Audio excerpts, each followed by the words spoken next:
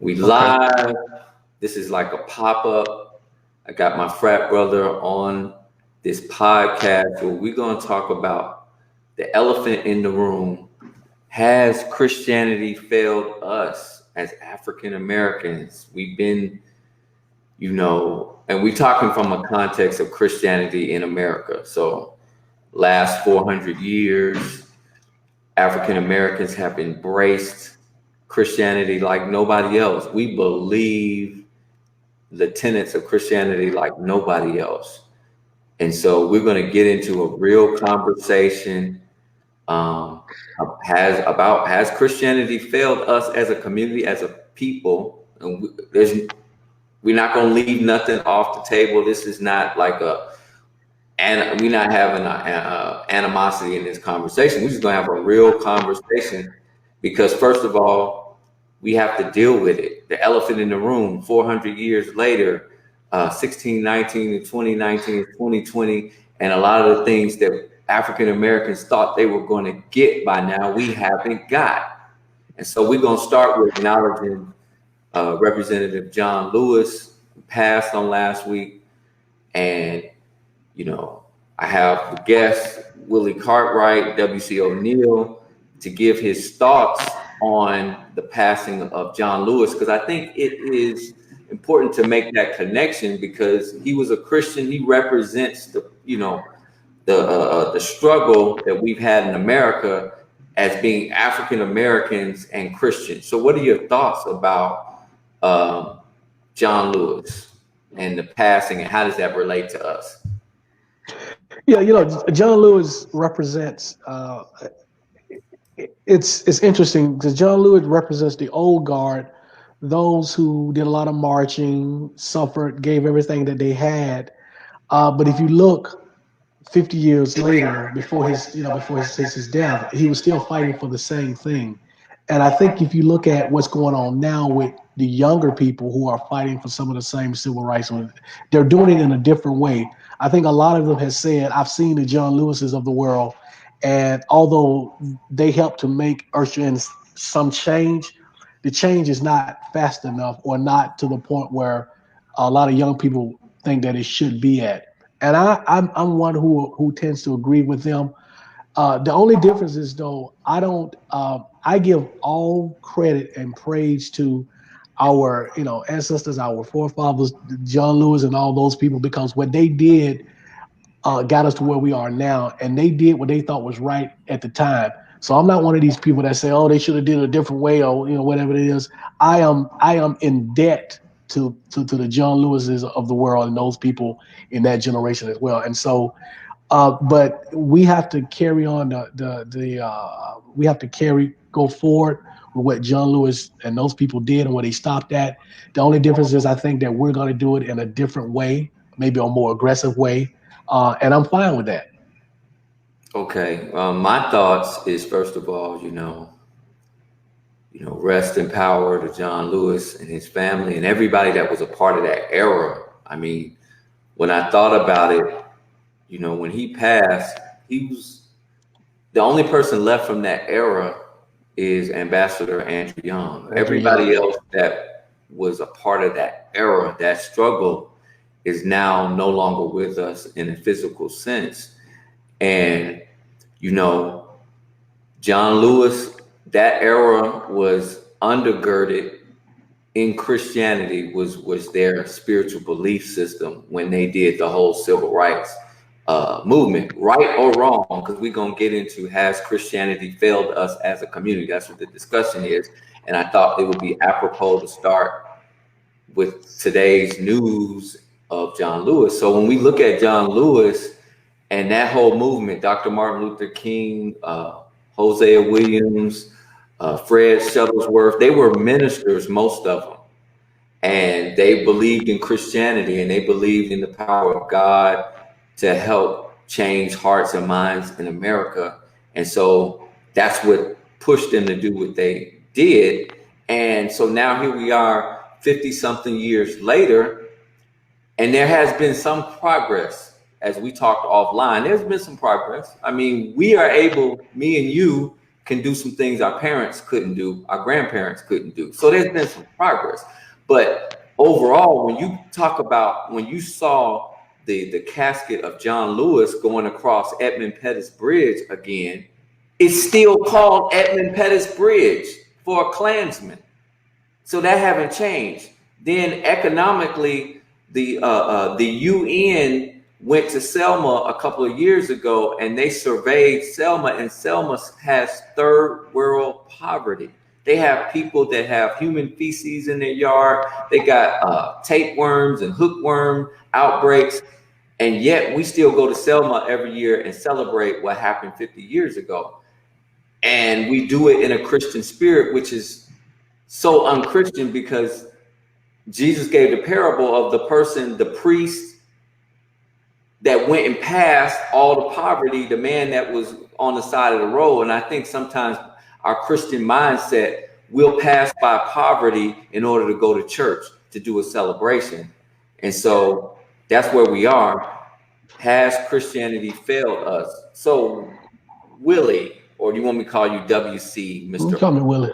That's fine. You Willie? call me Willie. I'm good. What is your, so that people can get context before you say your viewpoint, has Christianity failed us? What is your experience with Christianity in the church? Tell us your history.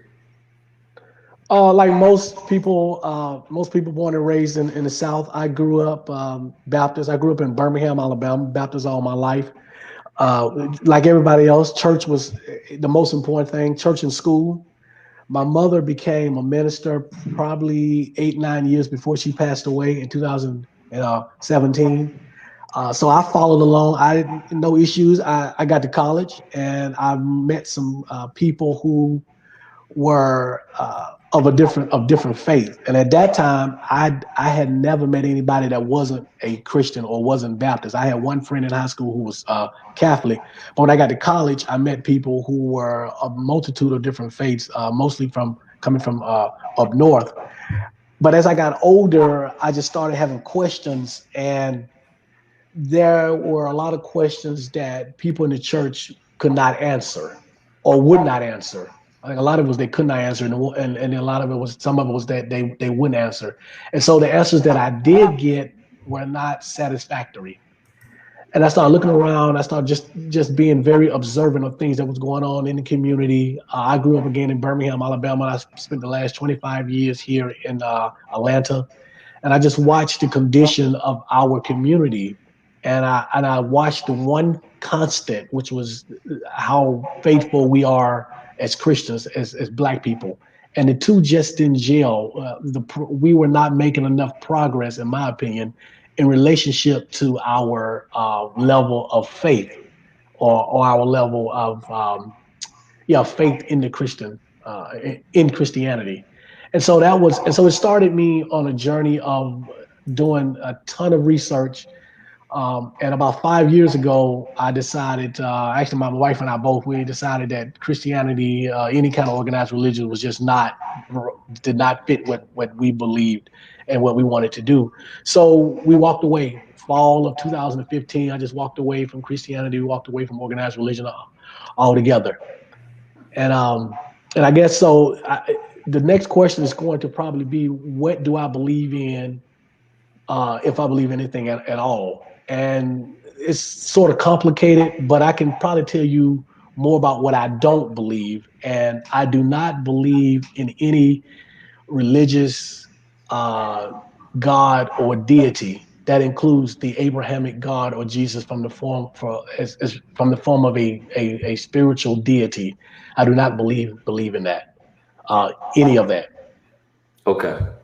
So we're gonna unpack that, because you said a lot of things, and you represent the thought of a lot of people. The church, Christianity, believers in Jesus, Yahshua. You can't be offended because people have a different belief system, value system, moral system, understanding. It's the conclusion they came to. And so what we're trying to do today is have a discussion, a real discussion, deal with the elephant in the room, and, get an understanding. And so for me, my background, I'm from Birmingham, Alabama as well.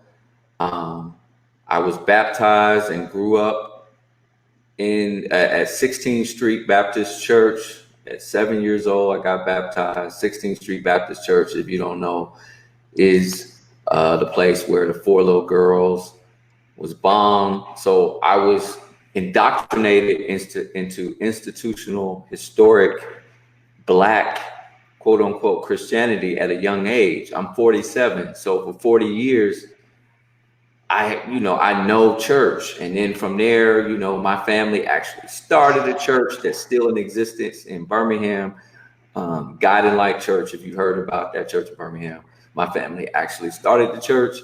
And then from there, I went on a personal spiritual journey because I wasn't seeing the scriptures manifest itself in the churches I was involved in. So I ended up going from church. I was going from church to church, from foot washing churches to charismatic Pentecostal storefront churches to, I went to the Catholic Church for a second. I went to every kind of church concept that they've had. And I ended up at a mega church in Atlanta because I thought, that's it. I found the Yellow Brick Road. This is the Emerald City. This is a mega church. It's got 30,000 members. And this is it. I found it. And then I realized still what was in the scriptures and what was at this church was still mutually exclusive in a lot of instances. So I ended up leaving institutionalized church in 2006. And then by 2009, I just decided that I couldn't be Christian under the label of Christianity because it just, it wasn't fitting what I read. And then once I went to seminary school and really started getting into the historical context of Christianity and how the church was formed and the theology behind that, I decided to step away from Christianity. I'm a disciple of Jesus Christ as they were in the first century. And so that's the place I'm coming from. And so as we have this discussion, I'm not here to defend Christianity. We just going to deal with what it is. And so now here today, when we talk about Black Lives Matter and social justice, you got people like John MacArthur, who is a white evangelical leader that says, the church, Christian church, should not support social justice movements. It's Marxism, it's socialism. Then you have people like the African-American theologian like James Cone, who described that Christianity should be a religion that God favors those who are marginalized, poor, disenfranchised, and in most cases that is African American. So we have this disconnect between evangelical Christianity and your typical Black or Black liberation theology. And then you have a lot of Black people that don't want to deal with the elephant in the room. So from a perspective of Black liberation theology, that interpretation of the Bible, do you think that is good, or do you think that's Christianity, or do you think that's something else? Well, I think that's part of it, and Cohen was a great writer. I've read a couple of his books, but I think if you really want to follow, and you and I talked about this earlier, if you really want to follow the teachings of Jesus, let's just leave all the other dogmatic stuff aside. If you really want to follow the teachings of Jesus, which by the way, and I mentioned to you, is nothing original. But if you want to follow the teachings of Jesus, and you have to admit, or you have to agree that part of his teachings was to help those of us that are less fortunate. I guess it's a really simplistic way of saying it. And any religion or church that is not about helping the less fortunate, I think is failing if they call themselves Christian or followers of Jesus. And so I think that is one of the issues. But one of the things I want to touch on too, I find it really ironic because I've been listening and especially for the last 5 years, having a lot of debates with Christians, especially Black Christians. And so we've gone from calling ourselves religious and that being fine to, okay, I'm not religious anymore. Now I'm Christian. And to now, a lot of black Christians don't no longer want to call themselves Christians, don't want to be associated with what's going on under the banner of Christianity, mainly due to what's going on with evangelicals and the whole 9 yards. But so now it's all about a relationship with God or with Jesus or however you phrase it. I just find it to be extremely interesting. To me, if you believe in Jesus as your savior or as God or part of the Holy Trinity, uh, is all the same to me. And so we use semetics to try to change it up or fix or disassociate ourselves with those Christians that we don't believe are acting in the Christian way. And so that goes back originally to your question. And so a lot of us try to separate ourselves from those Christians who we see that are not acting the way that we think they should be acting. In the case of your comments, not treating or not tending to those around them that are less fortunate. And I think that's a mistake. I think that is what that's my understanding of part of what Jesus' teachings are about. And I think that's, if you're going to call yourself a Christian or a follower of Jesus, that's something that you should be addressing. So let's unpack that. Now, this is my belief based on study. I got this bottled water here. And this bottled water, water itself is an element. It makes up what? Over 70% of the earth. It is a core element of creation. Now, if I decide to take this water and then pour it in a glass and then call it something else and say this water is poison, it's only for white people, it'll make your skin turn black, that's propaganda, but it doesn't change what this element is and its core. And I think what the issue that we have both discovered, and we come to different conclusions, is that Christianity itself is something that was poured out of Judaism and the Torah and I'm not going to say the Bible, because they didn't have a Bible. It was the God's word before they created Christianity as a state religion that was co-sponsored by Rome and the early church councils and Constantine.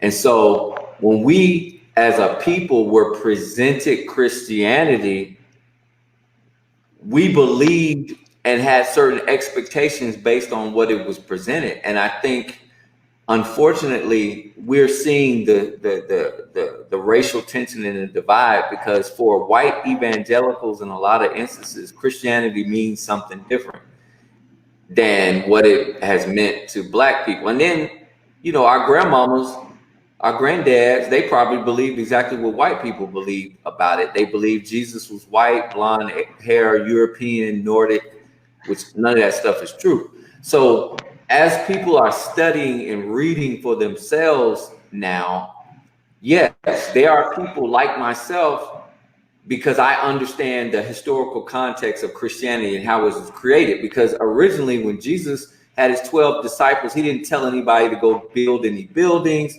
He didn't tell them to go create a new religion. He came teaching and preaching the kingdom and submission to him. And it was mostly poor people and people of color, slaves, oppressed people that were the original quote unquote Christians. That's not what they were, but those were the class of people that were followers of Christ. It was only after Constantine used this concept in war and in conquering that it became a religion of well-to-do aristocrats, the bourgeoisie, those people that were in power in Rome. And then it changed the whole context of what it following Christ meant. So then we got quote unquote Christianity, which is largely based on the writings of Paul. Christianity is not really based on the writings and teachings of Christ. They reference Christ.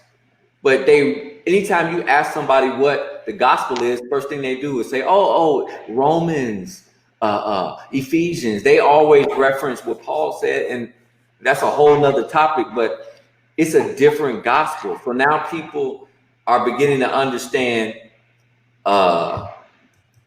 what we're trying to get back to the essence, to the truth, to the root. And people are beginning to understand they don't necessarily need to be called Christian in order to follow Christ or follow God or follow the commandments. So now we're just seeing this whole discovery. And like you said, there's some people like yourself that don't want to believe any of that. You believe there's no God, there's no universal creator, that we are our own gods and goddesses, and that we need to manipulate the elements of the universe in order to manifest destiny. And so, how did you come to that conclusion? Because a lot of people have come to that same conclusion, that they are using spirit energy or just energy, ocean energy, ancestor energy, whatever it is, they're using the elements, the stars, the water, the moon, the earth, to manifest their own creation. So how did you come to that conclusion? Okay, well, first of all, you misquoted, or you misstated what I believe or what I don't believe. And so let's begin there. First of all, what I don't believe, and I told you, is I don't believe in the Abrahamic God, any Right. God or any God of any religion, any deity of any religion. Now, for most Christians, to them, they automatically jump to where he doesn't believe in anything, or he's atheist, which is an easier way to say it for a lot of people. No, I just choose to call what you would call God. I choose to call it something else. God is a Greek word, and so that was that God. The word God didn't exist with our ancestors back in Africa. Nor did the word hell, nor did the word devil. So I choose to. Do I believe in something more powerful than me? Yeah. Do I know what it is exactly? No, but it's not. That's not the important thing to to me. So when you say I don't believe in all this other, I don't believe in a God or whatever. I don't believe in what you would call God. I think it's the best way to say it, and I don't believe in what most Christians would call God. So that's where we are on that point. Um, and so what I wanted to really get into with that, and we can come back to that as well. That's fine. How did I get to that point? Well, like you, I've done a whole lot of research, a whole lot of reading, years and years of research on this, and from a logical, reasoning, evidential uh, evidence outside of the Bible, there is little to no evidence outside of the Bible to back up the things that are in the Bible enough to have me to believe in the biblical God of Jesus from a deity standpoint. And that's kind of in a nutshell how that is. So when we talk about Christianity and why it's failed us, we can call it whatever we want to call it. We can call it Christianity, we can call it relationship with God, we can call it whatever. My point about this thing is this: our following of Christianity, biblical scriptures, biblical texts, have paralyzed us over the years as a community.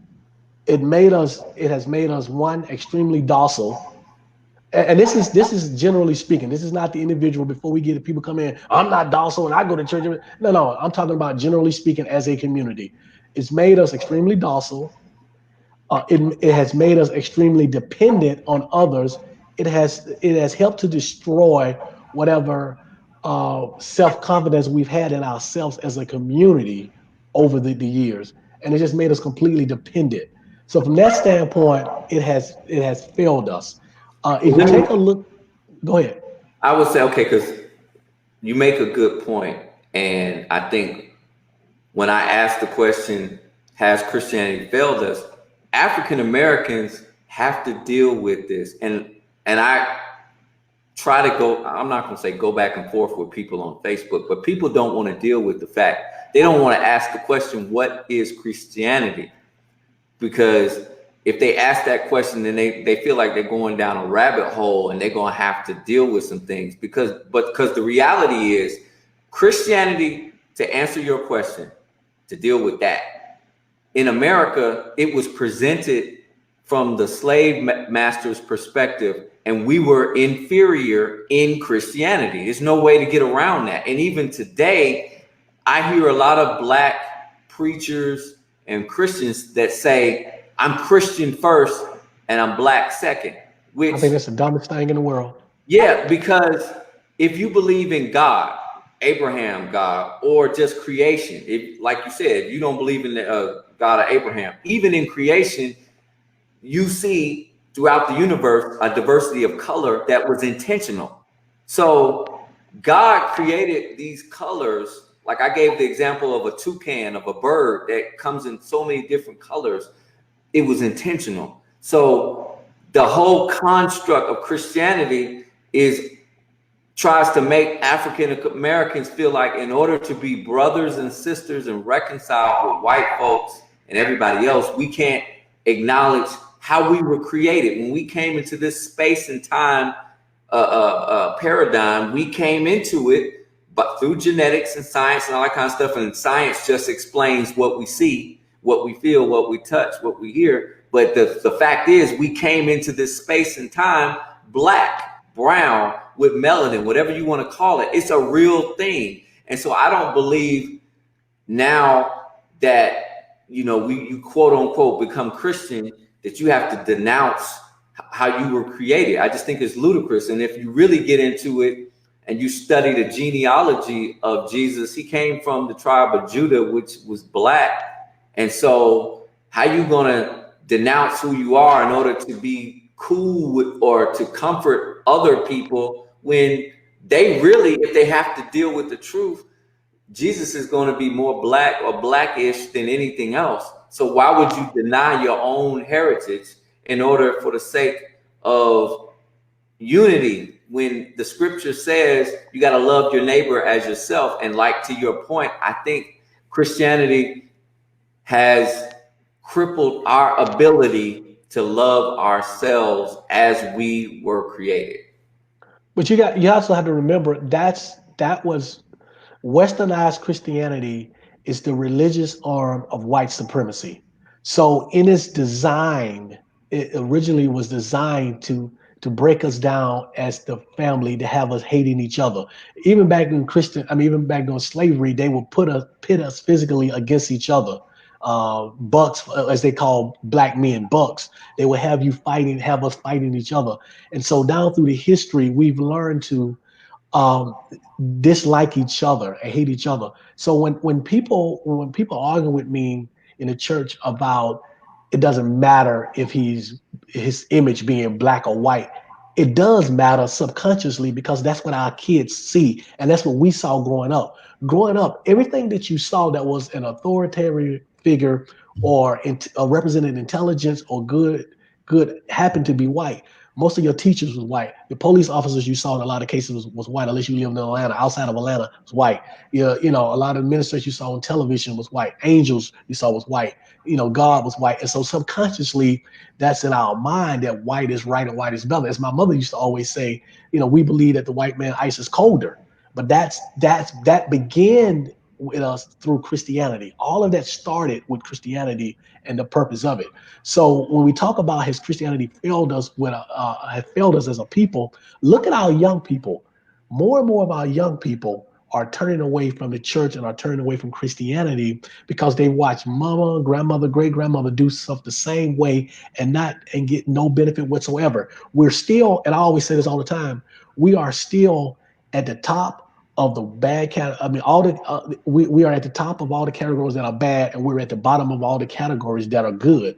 So these young people are seeing, grandmother, granddad, or whoever, mother, father, go to church every Sunday, pay their tithes, and they're still broke. They're still sick. They're still depressed. We drive around our community and see the same old, and our kids are just not having that. Plus, they're out in the world and they're mixing with kids of other races, and they see how these kids are operating, how these young people are moving, and they're saying, wait a minute, why is that not me?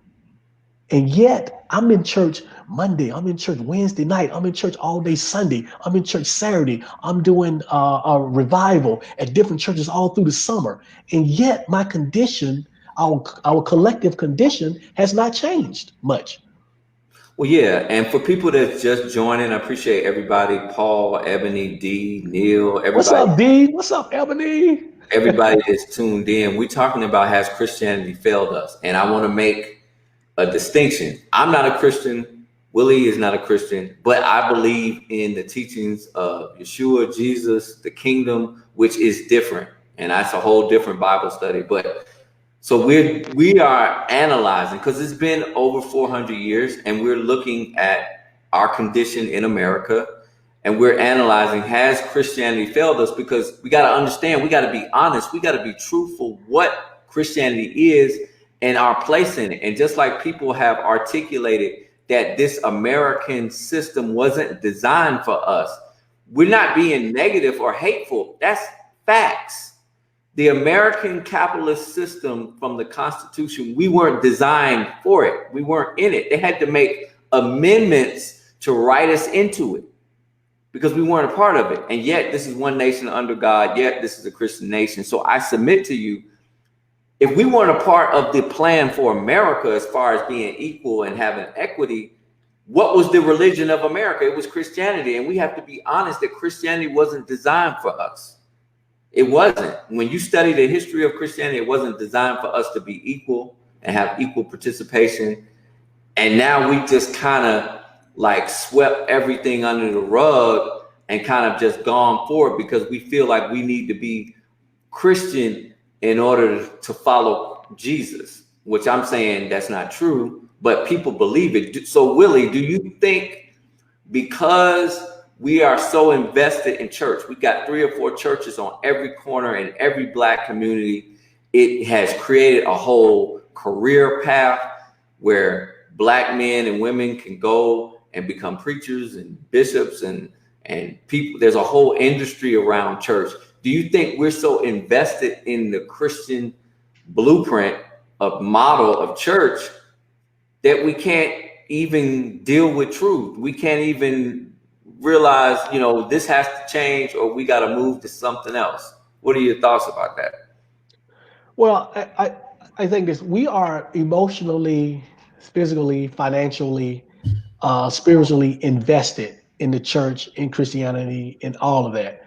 And let's and I don't I'm not a critic of our parents and grandparents for that and our ancestors prior to that because uh, to begin with, a lot of times going back to slavery, they had to convert in order to continue to live. So you understand that things were done for a particular reason. But we are so invested until we believe that even seeking outside knowledge is wrong or blasphemy. So they've even closed the door, and I said they, I mean the authors of Christianity have even managed to close the door on us seeking knowledge by telling us that the idea of seeking knowledge is wrong and somehow the devil and you're doing wrong. So our people won't even read or seek knowledge outside of the Bible. What I tell people all the time is, I say, don't take my word for anything that I say. If we ever got into a much deeper conversation about the origins of religion or Christianity and Jesus, the whole 9 yards, then that'd be a really deeper conversation.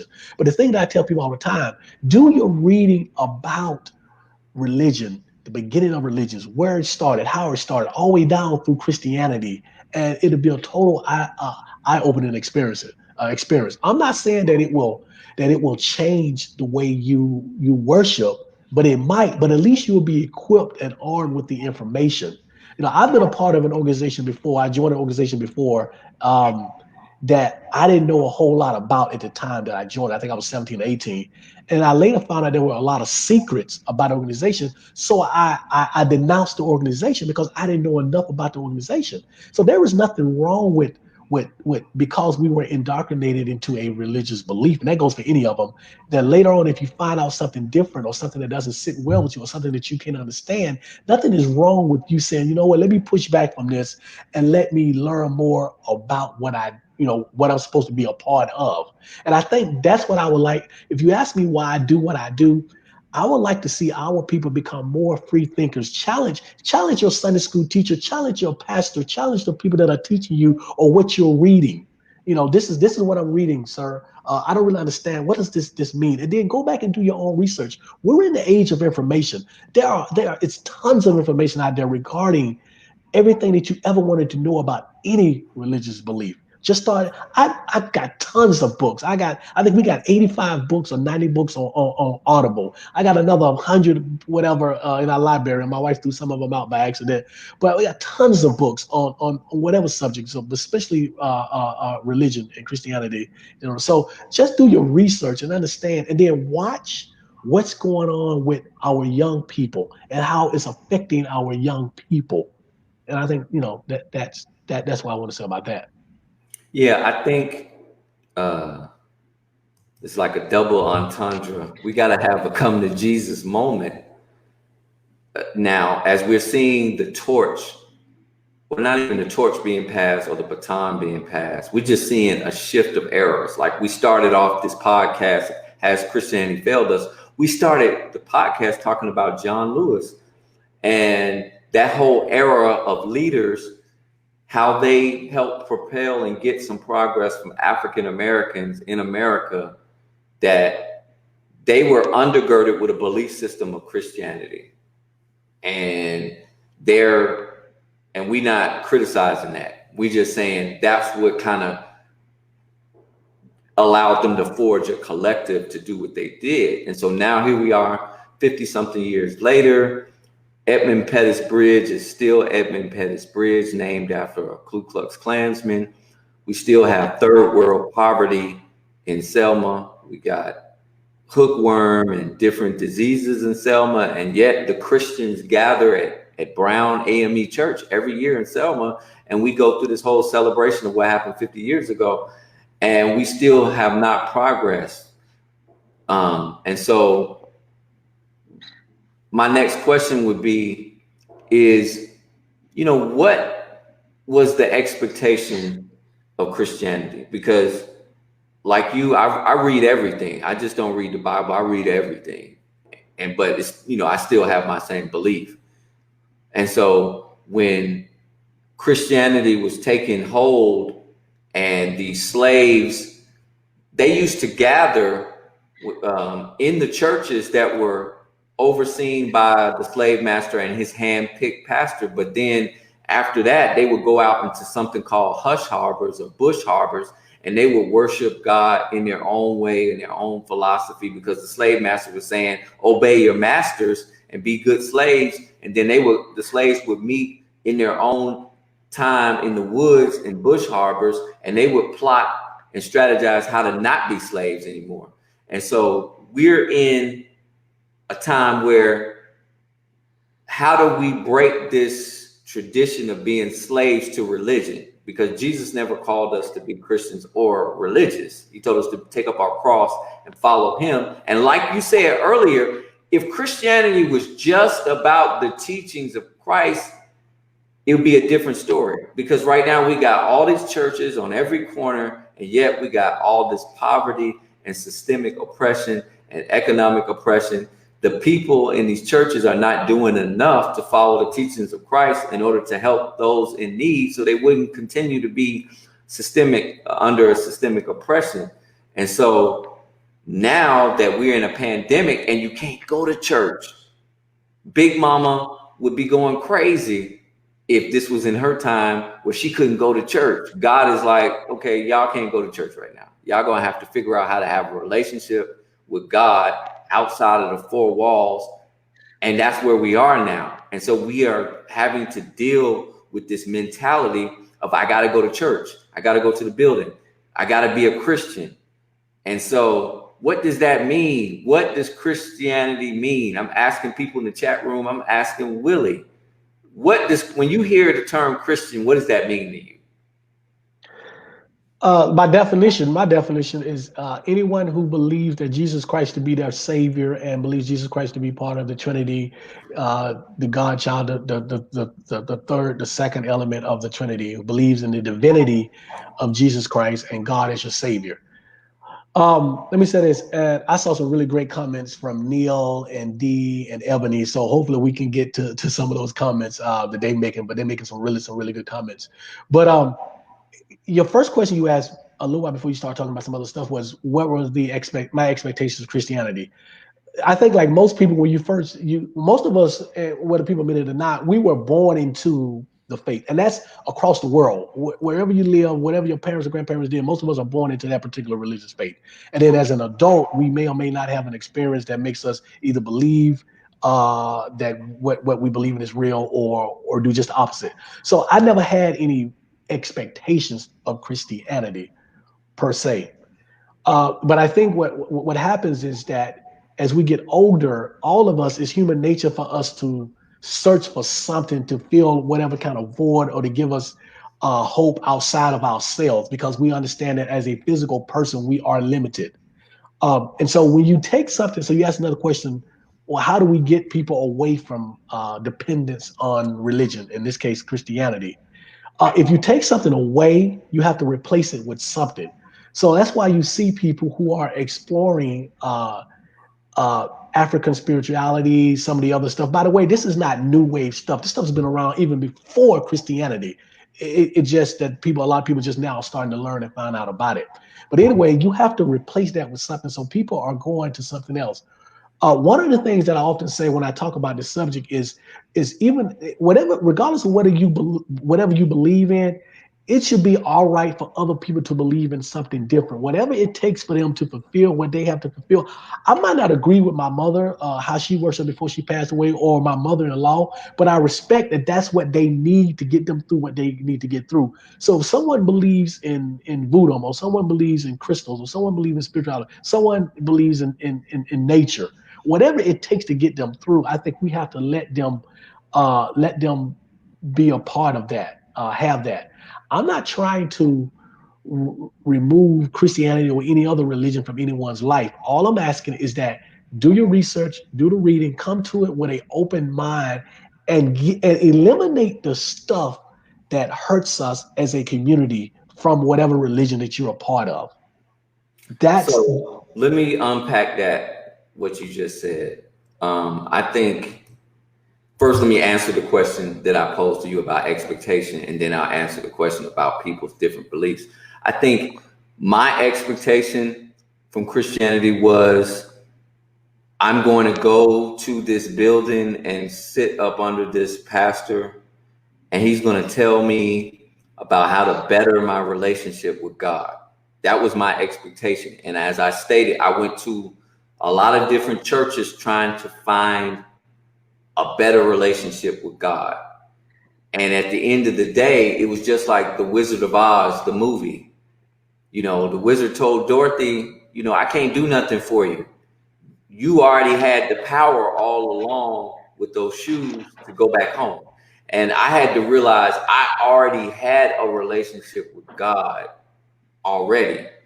I didn't necessarily need to put myself through all these different changes in order to necessarily go, quote unquote, deeper.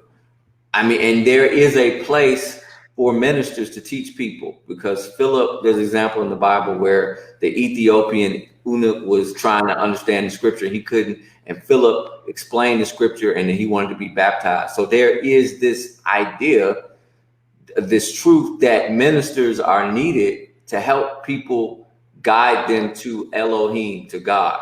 And so that was my expectation. Now, when I realized that's not necessarily going on in church, that's not necessarily going on in Christianity, there's a whole bunch of different agendas going on, that's when I checked out. I tuned out from participating in the religious part of it, but I'm still in a relationship with God. I still fellowship with like-minded believers. I still teach and preach, what have you, about the message of the kingdom.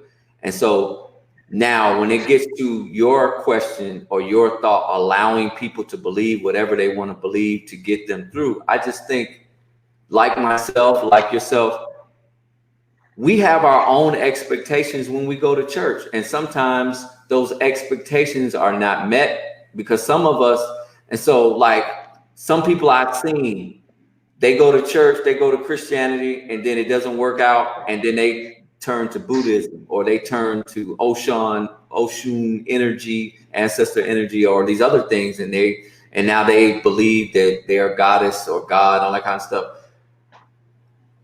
That in some cases, that's what they always felt. Their expectation was Christianity was going to help them get there, and it didn't. So they left because it wasn't what they thought it was going to be. And I understand that. That's why I'm not tripping with you or anybody else that's an atheist, agnostic, or who doesn't believe in Elohim and God, Abraham, because ultimately our hearts will create the God that we want. I mean, I got to say that again. Our hearts and our expectations and our intentions will create the God and religion and our beliefs, what we want.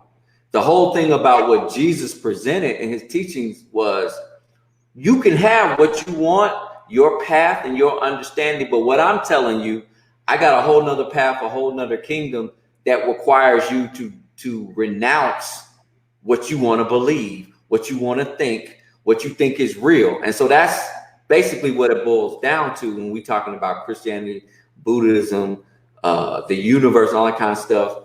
Those of us who believe in Jesus and his teachings, we understand that we got to renounce ourselves and take up the cross, and we have to align ourselves with his teachings. And it's not about Christianity, because like we have talked about, Christianity has its own agenda in some cases, and even evangelicals and black people, they see things completely different. And so yes, from the beginning of time, man has the option and the alternative to believe whatever it is they want to believe to get them through this space and time that we call life, if that makes sense to you. Yeah, and let me because I think this is one of the things that we need to really get out. And I guess I've been fairly, what's the word? I've been fairly chill, probably up until this point here. But listen, here's the thing: when I walked away from Christianity 5 years ago, my circle of friends grew enormous. Not because, oh, you're not Christian, so I can be your friend. It's just that I was able to openly accept people of different beliefs, even people with no beliefs. And here's the thing that the mistake that a lot of Christians make. Number one, there are people in the world. When I say Christians, I also mean people who believe in God or Jesus or whatever. And somebody said that Jesus did not teach Christianity. Okay, so your belief in Jesus or God, or whatever you want to call it. Here's what I discovered in the world. There are millions of people that are doing just fine, that are doing well without the belief in anything. Certainly without the belief in Jesus or God or whatever you want to call it. That's number one. And so you don't have to. So your belief is your belief as a Christian or a follower of Jesus. My thing is, don't force that as a country on everybody else, and be open to what other people are. I mean, I can't tell you to be open. I can't make you be open to what other people are believing, but your beliefs are your beliefs. That's why they're called beliefs. So when someone uh, in a condescending way say, okay, yeah, you believe in the universe or you believe in whatever, whatever, but Jesus is the only way, people like me look at them like, really? Because the same results, you get the exact same results from your belief in in whatever you believe in as the next person. Somebody Now, just said, for people wait, hold that's on, in hold on, the hold on, hold chat, on, hold on, let me finish, I want you to when you finish, I want you to put this in there because people are asking this question. When you say people are doing well without believing in anything, what does well to you mean? What is that? What is that? Well, okay, I'm gonna answer that, and then I'm gonna answer this young lady who said something about what about eternity. So, well, when I say well, I mean well in every aspect of their life. All right. So whether it's the physical or emotional, or listen, there are believers, and let's just use the word believers because that kind of brings in everything. Because when people say Christian, oh, Jesus didn't teach Christianity. Okay, believers. There are believers that are doing extremely well in every aspect of their life. There are believers who are sick, who are tired, who are miserable, who are depressed, who are poor. There are non-believers that are doing extremely well in every aspect of their life, and there are non-believers that are sick and poor and pitiful and whatever, all of that. So that does not make a difference. If you're talking about their spiritual life or whatever, same thing. I've seen believers commit suicide. I've seen non-believers commit suicide. So all that stuff is the same. So now let's get to your eternity. What the one thing that truly freed me up when I left the faith, when I started doing my research, and this is for me and a lot of people like me, when I started doing my research and discovered and found out that everything that I had been taught about the biblical heaven or hell was not real, did not exist, I was freed up. Because now I don't live my life worried about am I going to hell or not. Do I know for a fact that hell and heaven don't exist? No, I don't. But based on my research and what I believe, that's what I believe. And any believer, they don't know for sure heaven and hell exist. They just believe heaven and hell exist. So there are people out there that are living their life not even concerned about whether heaven or hell exists and just getting up every day living their life. So that's the answer to the person that asked the question about your eternity. And I also think that we do a disservice to ourselves if the only thing that we're concerned about as a collective group of people is whether or not I'm saved and I'm going to heaven. Because we tend to forget about everything else that's going on in our life.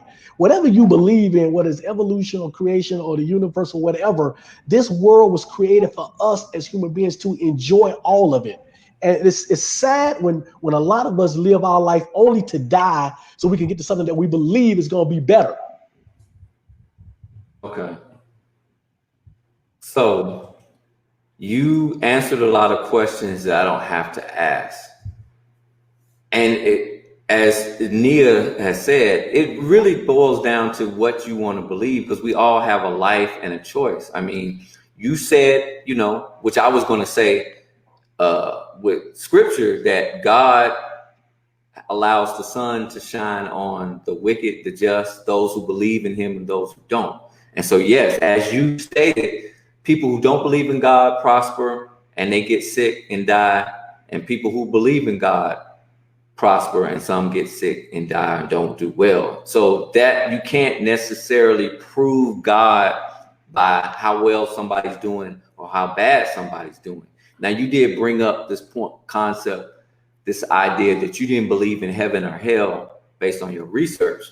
Now you can answer me this question. You come from an Egyptian. Well, tell me first before I assume anything. You do believe in Egypt and it was real, right? Yeah. Okay. Now the Egyptians did believe in the afterlife. They built the pyramids for the afterlife. They had a god called Anubis that, was the god of the afterlife. They had the book of the dead and the book of life. So I've read the book of the dead, yeah. But it wasn't the biblical heaven and hell that we know of now. yes. So my point was, there is, as Nia asked about eternity, from the beginning, religions, societies, from Egypt to Mesopotamia to America, to where we are, there's always been a belief in the afterlife. But that doesn't make it real. Even if it's Egyptian, even if it's Mesopotamian, even if it's Syrian, that doesn't. Even if it's Zoroastrian, which is where Judaism actually came from, that doesn't make it real. That's what Judaism got the idea from. In the Old Testament, So and you know this, what did they call hell? It wasn't even hell in the Old Testament, and it certainly wasn't a heaven. So I'm glad everybody tuned in. We talking about has Christianity failed us, and I got my frat brother on the line who I love. He's great. He used to try to beat me up when I was pledging, but we ain't gonna No. get into. But I want to get into a metaphysical question real quick, because a lot of times Christians don't want to deal with science and metaphysics and all that kind of stuff. I'm into so metaphysics. You said the afterlife is not real, but no, I said the biblical hell and heaven is not real. So do you believe in an afterlife? I'm not sure. And the afterlife, when you say afterlife, it could be reincarnation. It can be the what Christians believe or what believers believe it to be. It could be almost anything. It could be the transformation of energy, which is metaphysics. So it could be any of that. What I don't believe in is the biblical heaven or hell, because I've done my research and I've studied. And I think Neil had a good point about it as well in the comments. A lot of people don't. Nia Edwards says, "Girl, I'm listening to this blasphemy, strong delusion." I think one of the things is, in church and among believers in Christianity, we don't have a high tolerance to deal, and I'm just saying in general, to deal with people who have a completely different understanding and lifestyle, or understanding about life and creation. And I know Jesus often would sit with people who didn't believe nothing that he believed in. Even in the Bible, we saw where God specifically said, I'm going to use Nebuchadnezzar, who didn't believe anything that God talked about at all. He used Cyrus to do some things. And Cyrus, these Babylonian kings didn't believe in anything that God did. And yet God somehow found the tolerance, and tolerance is not the right word, but he was able to deal with people who had their own conclusions to life. And there's nothing wrong with having your own conclusions to life. We all given a choice, what we're going to do with the life we have and what we're going to believe. And we're talking about this metaphysical existence. Like you said, nobody can really prove definitively there's an afterlife per se. But okay, if you want to put that on the table. All right. Hold on. Let me, while you're doing that, let's just do this. For the comments, and I love the comments. I love the comments. But here's the thing. Djuan is a well-read guy. I am too. So I don't, the whole this is, you delusional, this is blasphemy, that kind of stuff, that I don't think that serves a purpose in getting us to where we're trying to get to. Because at the end of the day, Djuan and I are actually about the same thing, which is about moving our people as a collective group forward. Now, we may have different paths or different ways to get there, but when you, and I think Djuan said it earlier, when you get to the point where you are shutting down someone because they have different beliefs than what you have, then you create a whole issue. Now, if we really wanted to get into the factual true history of what you believe as a believer of Jesus, a Christian, we can get into that, and there'll be a lot of people who get their feelings hurt when I present the facts and the evidence. Now we can do that, but I don't really. That's not what we're trying to do to do here. Yeah, so I just wanted to add that to it. We wanted to have a conversation for everybody who's watching. I appreciate y'all watching. We wanted to have a conversation outside of the church, outside of religion, outside of Christianity. This is no different than what Jesus actually did. When he went to people's houses, these were not saved people, believers, none of that. These were people that had their own belief systems and their own thought processes, and he gave them a audience to dialogue with the intention of I'm gonna plant some seed, somebody else gonna water some seed, God gets increase. It's not about being right. When you understand, and this is not a Bible study, but when you understand the purpose of the kingdom, Jesus said many times in parables that the ministers are supposed to go out into the highways and the byways and the streets and collect and congregate and invite the good and the bad. He said this in more than one term, and it's not my job to determine who's good and who's bad.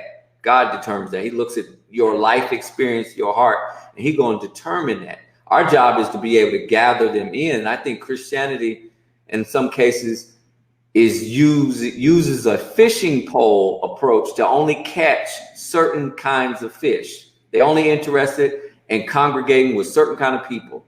When Jesus said use a drag net, a net that you just cast out there and catch fish of all kinds. A drag net doesn't discriminate. It's going to catch everybody. Agnostics, homosexuals, straight people. It's going to catch everybody that comes into the path, and then God will determine it.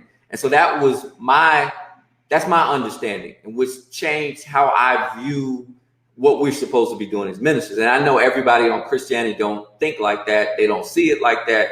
And that's fine. Everybody's got to do what they feel like they're called to do. But this is what I'm called to do. And I'm completely comfortable in it. And there's nothing that Willie's going to say that's going to offend me, make me upset. And we're going to be up here fighting. And he's going to throw a lotion bottle at me and hit me in the chest. That's a inside joke. We're discussing the elephant in the room. You got a lot of people that now are into the ancestors. You got a lot of people There's into, Pan Africanism.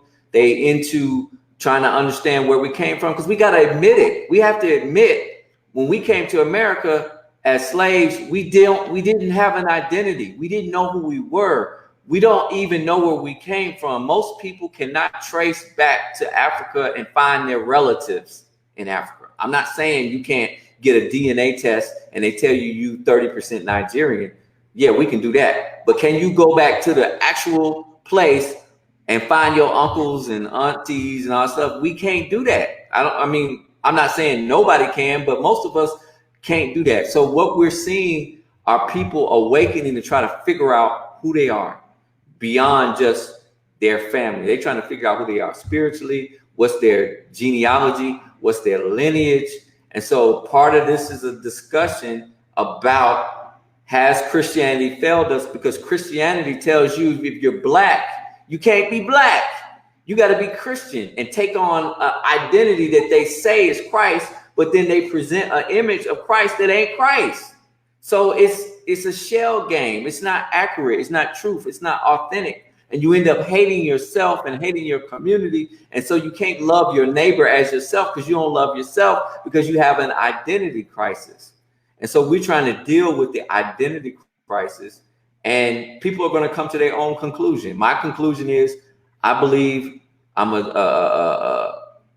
believe in the God of Abraham, Isaac, and Jacob, and the tribe of Judah, which produced Jesus, Yeshua.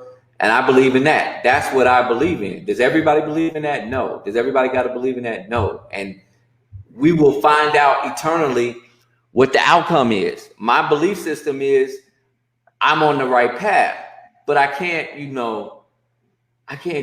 get bent out of shape if everybody don't get it like right now. It's, my job is not, that's not my job. My job is to try to put a dragnet out there, have these conversations, have these dialogues. And it's not about me being right. It's not about somebody else being wrong, because that's the flesh. That's the ego. That's narcissism. If I got to convert Willie on this podcast, and if he don't renounce what he believes and believes in the God of Abraham right now, that's my ego. That's my insecurity. That's my narcissism. I got to allow people to go through the same processes that everybody do.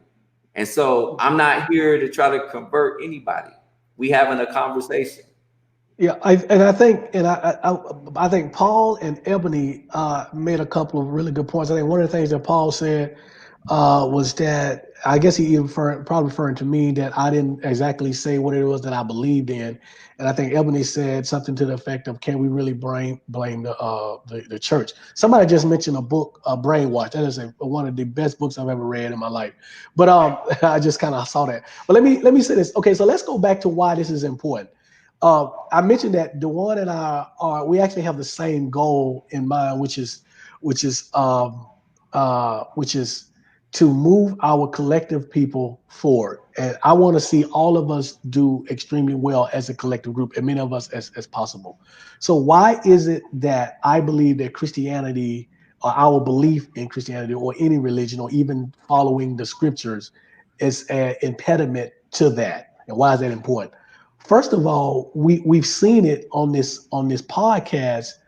I have learned that religion is even more divisive than race, even especially for Black people.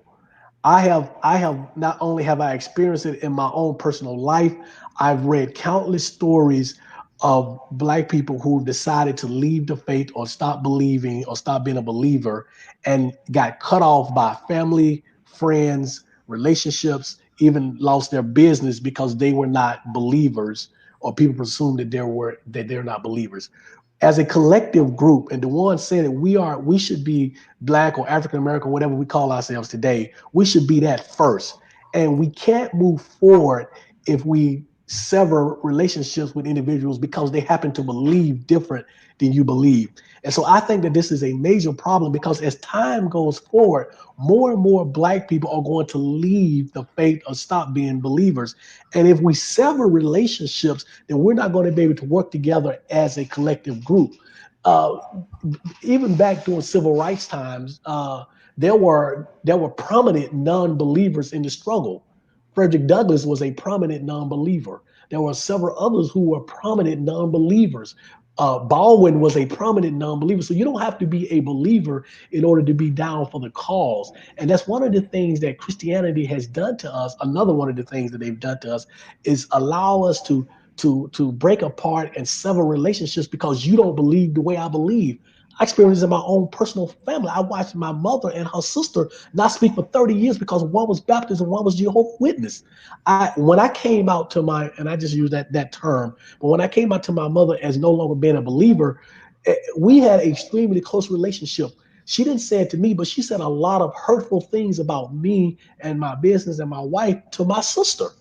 So that kind of stuff is almost like when somebody comes in your family comes out being gay. I saw a young man who said that he was gay and a non-believer, and they asked him which was harder, which was worse, coming out as a person that's gay or coming out as a non-believer. He said by far coming out as a non-believer was a whole lot worse. And so if we all about us as the collective people moving forward, we can't have these we can't let these disagreements sever our relationships with one another if we're going to progress as a collective group. Like the one said, my position is not going to change. My position gets stronger and stronger every day because every single day I do more and more and more research and I do more and more and it's still leading me down the same path. And I am more sure of my position now than I ever was 40 years as a believer. Okay, so let's go back. Let's put this together as far as, like, as you stated, for me, our goal, we have different goals. Well, we have the same goals, but there's some nuanced differences. I do want to see African Americans get the justice, reparations that they deserve, because there was great wickedness and evil done to our people. And I believe that many of us that are here in America are descendants of the tribe of Judah, because if you go do the research and you look at the slave trade and you look at the maps from the 1700s, the area that is the West Coast, Utah land, Negro land, that's now currently Benin and Yemen. These areas is where they got slaves from. It's where the Jewish, or the Jews, which is short for Judah, when they left Jerusalem in 70 AD, they ended up migrated to the West Coast, and we ended up over here in America. So that's my thought process. So I want to see us do well. But at the same time, above African Americans doing well, I want to see African Americans turn back to the God of Abraham and walk in covenant. I believe us turning back to God, doing what he says, doing his commandments, will ultimately and inexorably get us to where we're doing well. But that's my philosophy, which is different than Willie's philosophy. I totally disagree with you on that. On that. Yeah, and that's I totally cool. agree. That's cool. I mean, so, but at the end of the day, we both want to see justice and some reciprocity done for what was obviously wrong. And like you said, Martin Luther King and Bernard Rustin, they weren't the same religion, but they ultimately wanted to see justice done. So we on the same objective for that. And so when we're talking about this topic of has Christianity failed us, we're having a real life conversation and dialogue where I'm a believer in the God of Abraham and his son Yeshua and the 12 tribes, and Willie don't believe in that. So, but at the same time, we both have been impacted in our life by the Christian religion, which is different, because I'm not a Christian. I used to be, but when I understood what Christianity was as a construct and how it was framed, I'm like, that's not what I see in the scriptures. So I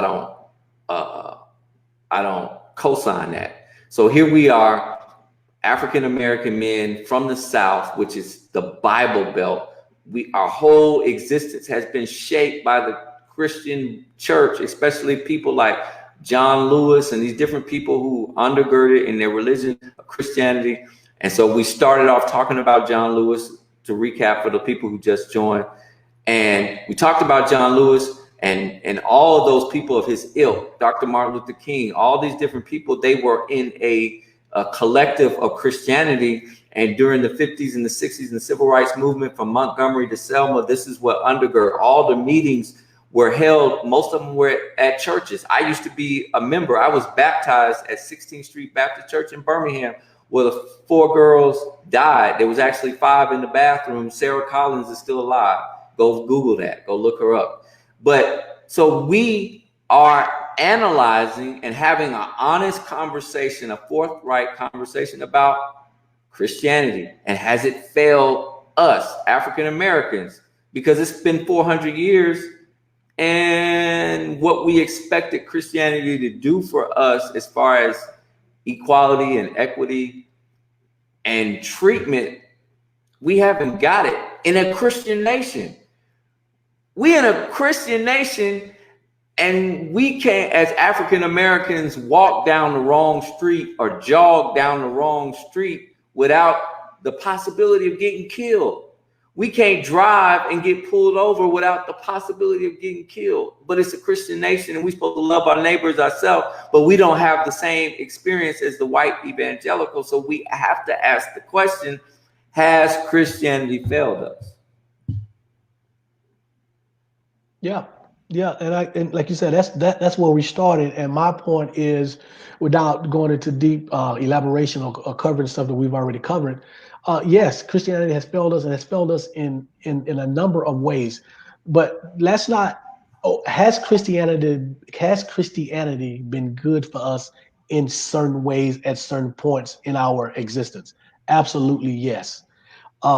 Has it been bad for us in a lot of ways? Absolutely, yes. How is it for us today as we currently speak? I believe that Christianity is worse for us now, is doing worse for us now than it is doing good for us. And And that's explain that. Why would you say that? because as I said earlier on, we are a people that are, we're too docile, and this is the collective group. We are too docile. We are much too forgiving. It is unnatural for you to love your enemies. It is unnatural for you to love your enemies. It is unnatural for you to love someone who is trying to harm you. We've also become so dependent on something outside of us when there is so much in us that we can use and depend upon to be much greater than what we are. We're quick to say, well, we're just going to let God and Jesus handle it when there are things that we should be handling. And so those things, just us not knowing who we are because we're part of this belief system, us being afraid to examine who we really are, as part of this belief system, is also hurting us.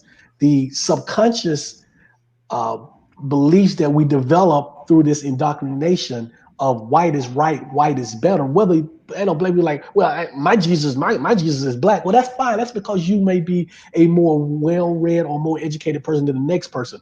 But generally speaking, the images that we see of Christ today and of God are always white. So if you are a young child, that's what's seared into your consciousness, is that angels are white, God is white, Jesus is white. So something must be wrong with me because I'm not white. And so those are just some of the issues, some of the things that, if you look at the practical things, we as a community, we give almost $1 billion to the church, in $1 billion in a month to the church. And if you look at most of our neighborhoods where a lot of these churches are, we're not receiving anything in return. So we're misusing our resources. And I'm not talking about the church who, on Saturdays, they may feed the hungry or they may do this or whatever. Those communities that those churches have been in for years have not fundamentally changed at all, at all. And all the money that we give to the church, all of the other resources that we give to the church, we're not getting a return on our money. If you say, well, it's really not about that. Well, it should be about that, because it should be making us better as a people if we're devoting that much of our resources to something. The church has more African American money than any other institution on the face of this earth. Well, So, let me try to address, because you said a lot and a lot of very salient points that we need to discuss. okay. Yes, because this is not a broadcast or a podcast where we're trying to bash the church or Christianity. We are doing a forensic kind of analysis of 400 years. Has Christianity failed or benefited us? And we, yes, in order to get the progress that we have gotten as African Americans, yes, the church was instrumental in that. Our leaders like John Lewis and many that we can name were forged and supported and undergirded by the institution of the Black church to help get the progress in the Voting Rights Act and the Civil Rights Act and these things that we are able to enjoy today. So we're not saying that the Black church is all bad, and we're not saying that Christianity hasn't had some good points, but we are looking at overall now, 400 years in, has it failed us? And so one of the things we've talked about is this idea of the collective and the community. You got 3 or 4 churches on every corner, and yet we can't address the social economic issues in that community. The most pristine building in certain communities, and I see it all the time when I go on the west side of Atlanta, the best looking building in the community is the church, and the community looks like trash. And so this whole idea of how church is supposed to be is unfortunately a distortion or misinterpretation of scripture.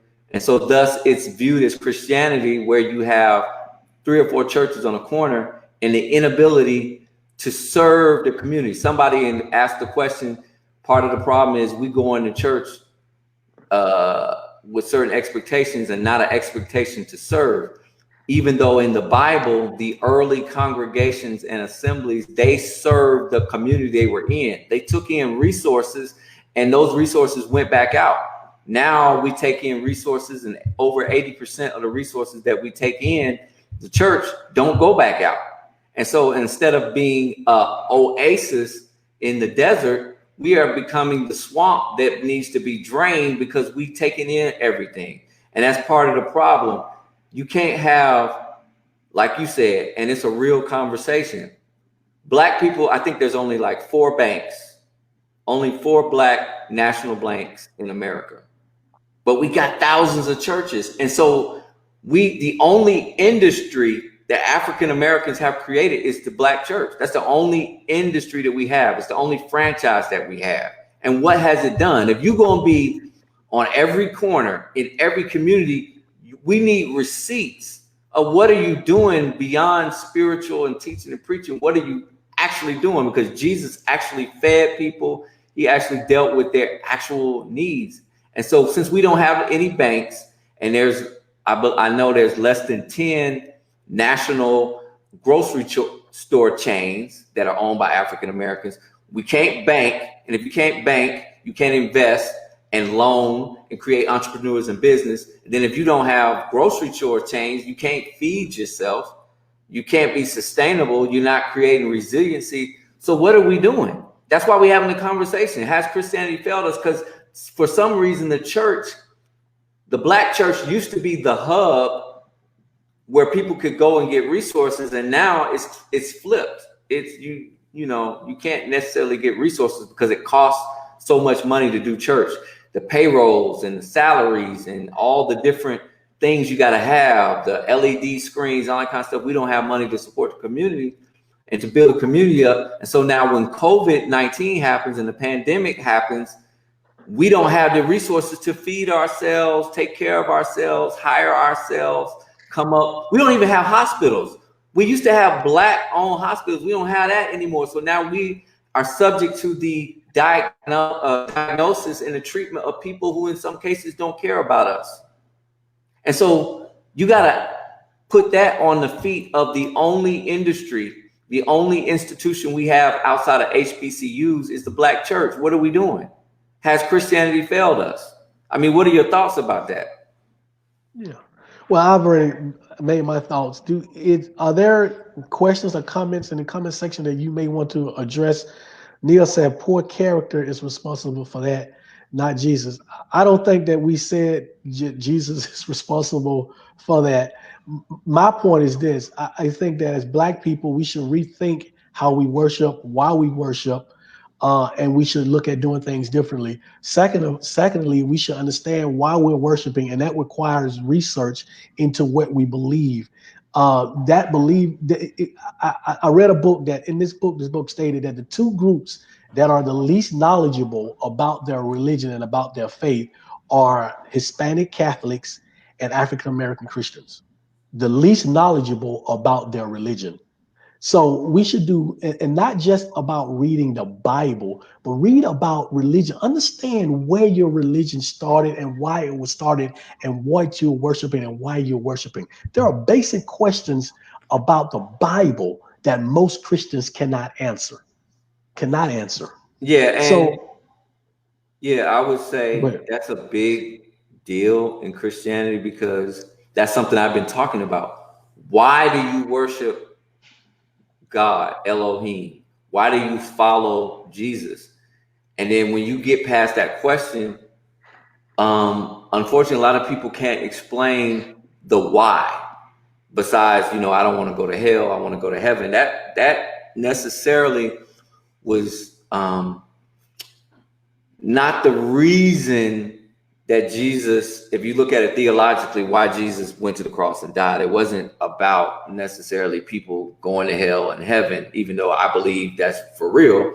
It was about being in an eternal relationship and covenant with God, which requires, as you said something earlier, we often are brainwashed and conditioned to just say Jesus is going to fix it. We just going to pray about it and God's going to fix it. When that is a theological doctrine that, if you're honest about it, was presented by the Paul's epistles, he believed in faith without works. He's like, you don't got to do the work. You don't got to do anything. Jesus is going to fix it. God's going to do it. Just have faith.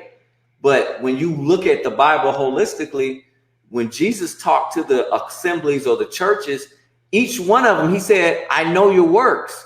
So Jesus said, always said faith and works. You just can't believe. You got to do the work. You got to do what you got to do. You got to build up your community. You got to work. You got to have a job. You got to understand banking and money. You got to do the business. As he said, do business till you return. You just can't just sit there and pray and don't do any work, or don't do the works that God is going to examine when you get ready to go to the eternal life. So I think in that regard, there's a misunderstanding and a misapplication of faith when we try to talk about Christianity versus the kingdom of God. And it has created this whole stagnation where people may feel like they don't have to do anything. And I'm not saying works justifies you, because they don't. You can do all the work you want to, and it's not going to justify you eternally. But you need faith and work. So I just wanted to clear that up, because I remember you had said something about people in church just praying and don't do anything besides praying. And we're in this world, but we're not of the world. So whatever your vocation is, you need to learn, you need to research, you need to understand science, you need to understand. There's nothing wrong with understanding the second law of thermodynamics and understanding how energy gets less and less over time, and applying that to your everyday life, or understanding the Bible. To me, second law of thermodynamics complements the Bible, but some people wouldn't think that. So there's nothing wrong with reading outside the Bible, educating yourself, understanding it. So right now, I think we have presented holistically why we think Christianity has failed us. So if you got questions for either one of us, please put it in the chat room. If you got questions or comments, we'll try to answer them. But we just wanted to come together this evening and just have a dialogue about the elephant in the room, because you got all kind of different beliefs going on. You got people now, because of Beyonce, they getting and Wakanda, and Black Panther. For some people, that was their first introduction to Africa and ancestors and that concept. And then you got people who are leaving Christianity to get into Buddhism or different religions. And so this is a real thing. We can't act like it's not real. People gonna have their own interpretations and philosophies, and we just got to just have the ability to deal with it. But we have to I think understand, as I said earlier, if you understand the kingdom of God, and Jesus taught the kingdom in parables and explained the kingdom of God is about a process of people coming to the knowledge of the kingdom. It's not an instant microwave thing. That's why he used the parable of the sower sowing seed as a process. You don't go outside and plant trees and then the next day you come outside and it's a 60-foot tree. It doesn't work like that. The seed is in the ground. It's a process, and growth happens over time. And that's the same way Jesus described the kingdom. It's a process. So when you plant seed, you don't know how long it's going to take. Willie says that he is planted in his beliefs. I always believe, hey, you may be planted in that belief, but you never know how the course of time may change that. I'm hopeful that maybe it may change it. It may not, but I'm hopeful it might. So my job is to continue to minister, cast the drag net, plant the seed, water the seed, and God ultimately does what he's going to do. Well, see, okay. that's the difference between the kingdom and Christianity. Christianity, if you know your history, Christianity is Constantine saying, I'm going to put the cross on a flag and we're going to put it on shields and we're going to go conquer everybody and kill everybody who don't believe what I believe. If you don't believe in Christianity, we're going to kill you. And so you had this whole war with the Muslims and they went back and forth forever. And it still is like that to this day. That's Christianity, but that ain't the kingdom. That's not what Jesus taught. Jesus didn't have no army like that. He wasn't going around trying to conquer Samaria or Ephesus or Laodicea or anywhere. So it's a difference between the kingdom and Christianity. I just wanted to put that out there. Okay. Well, a couple of things, and I think as a Katie, I think she had a comment. I might be pronouncing it right. It might be. I think it's Katie. But anyway, I want to answer that question. But a Okay. couple of things. Um, Buddhism, just FYI, is not a religion. They don't subscribe to a deity. It's just a philosophy or a way of life. Secondly, it always amazes me how believers feel like it's their job to make sure that non-believers are made believers. That's just something that's unique to the Abrahamic faiths or whatever. And I think that's an issue as well, but that's a whole another different conversation. Um, so I think she mentioned where are the churches that are doing it right.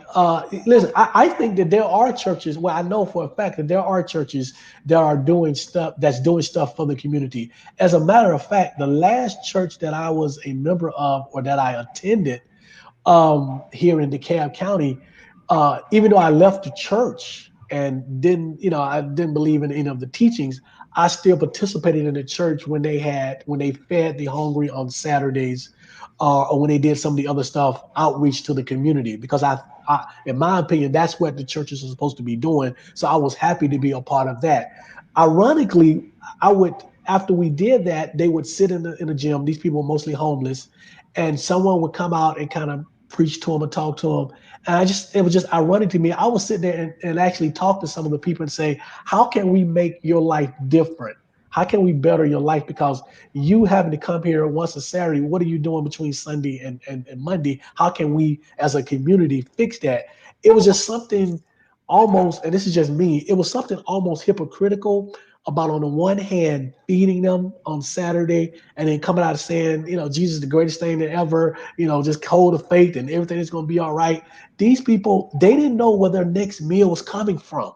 And a lot of these people have been in that position for whatever, regardless of what got them there. That was just kind of ironic and hypocritical to me. But to answer her question, I think there are many churches out there that are doing some of the right thing. It's just collectively, I don't think that the churches are doing enough, or even believers as a whole are doing enough to better the community. And I lived in a community where I saw this every day. So yeah, that's just kind of my opinion about that.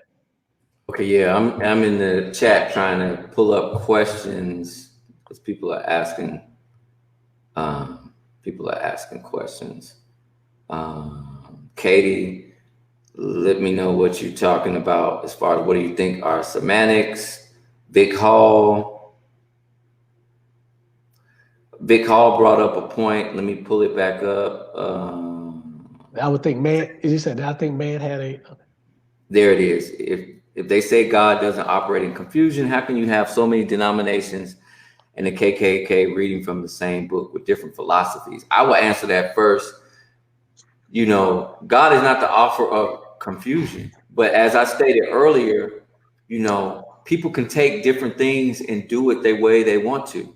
We all get money for our labor. And there are some people that take money and do wicked things with it, and some people do righteous things with it.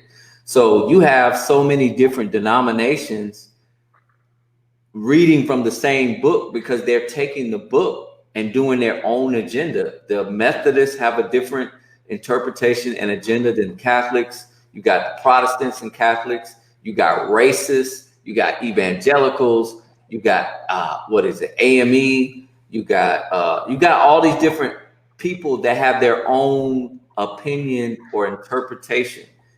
And so, as I stated earlier, I believe we go to quote unquote church with different expectations. And so people look for a church that aligns with their philosophy. Catholicism may align with their belief system. For other people, they want a different experience. So they like the Pentecostal charismatic church. That aligns with their philosophy or belief system. Then you got a lot of people that fell into the prosperity gospel because that aligned with what they believe. And then you got people who just believe or try to believe in an organic way what Jesus actually said, and they try to follow that. So that's why you have so many different denominations and interpretations, and it's because we all are coming to this eternal thought process from different lived experiences.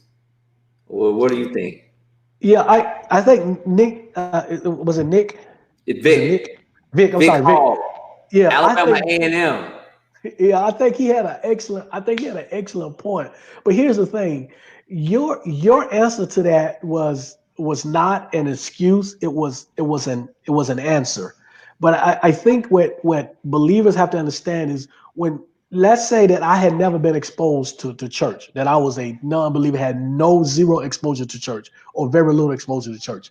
When I come to the church for the first time and I hear the phrase, God is not the author of confusion, but then I go through all the stuff that Nick brought up. Your answer at that point, the one becomes insufficient, not because it's not the right answer, but only because it's at the human level. Because as a non-believer, I'm going to say to as a person who's never been exposed, I'm going to say, well, but if God wanted me to believe in this and bet my life on it, it shouldn't be this. We should have 4,400 different versions of different denominations of Christianity. It shouldn't be X amount of versions of the Bible. It shouldn't be this confusing because Well, at the end okay, of the let day, me let me stop regardless of you how real we quick. got there, it's confusing. So And I anytime you understand see the that. word version, that means a interpretation of an original, and we don't have the original.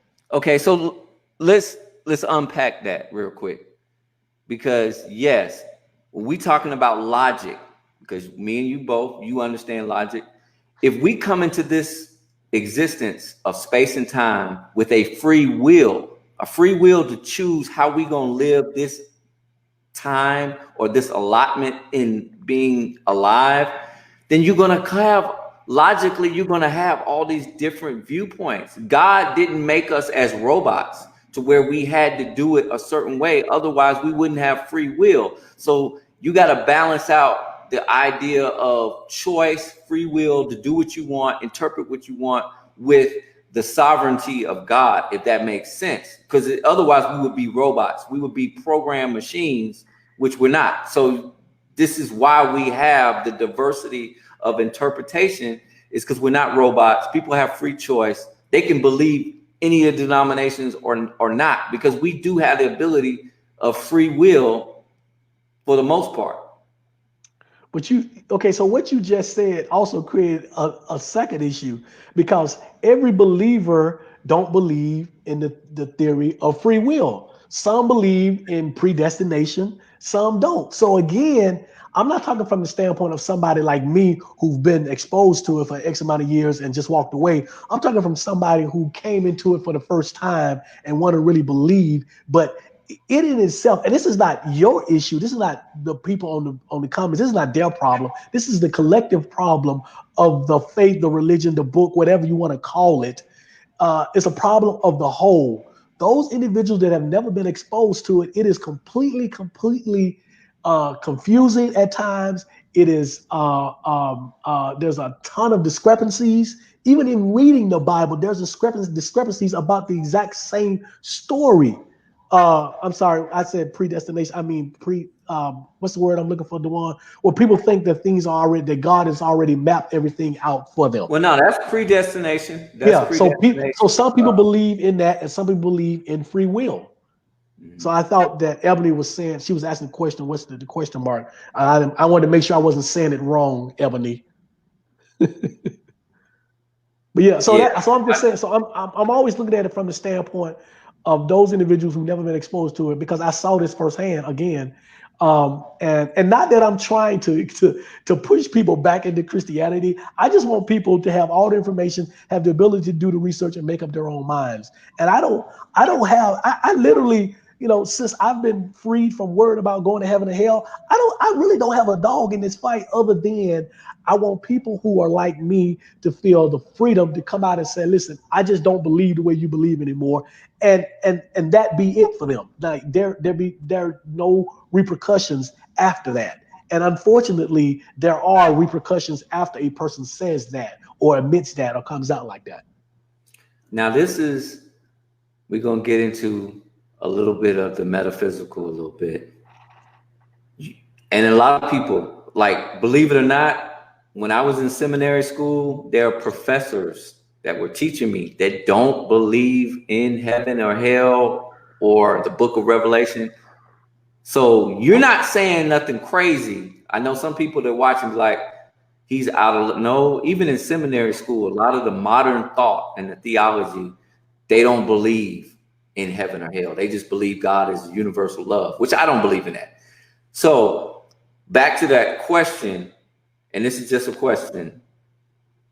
Since a lot of religions, as I stated, ancient Kemet, Egyptian, they believed in the afterlife. What is it that you have to lose to believe in an afterlife?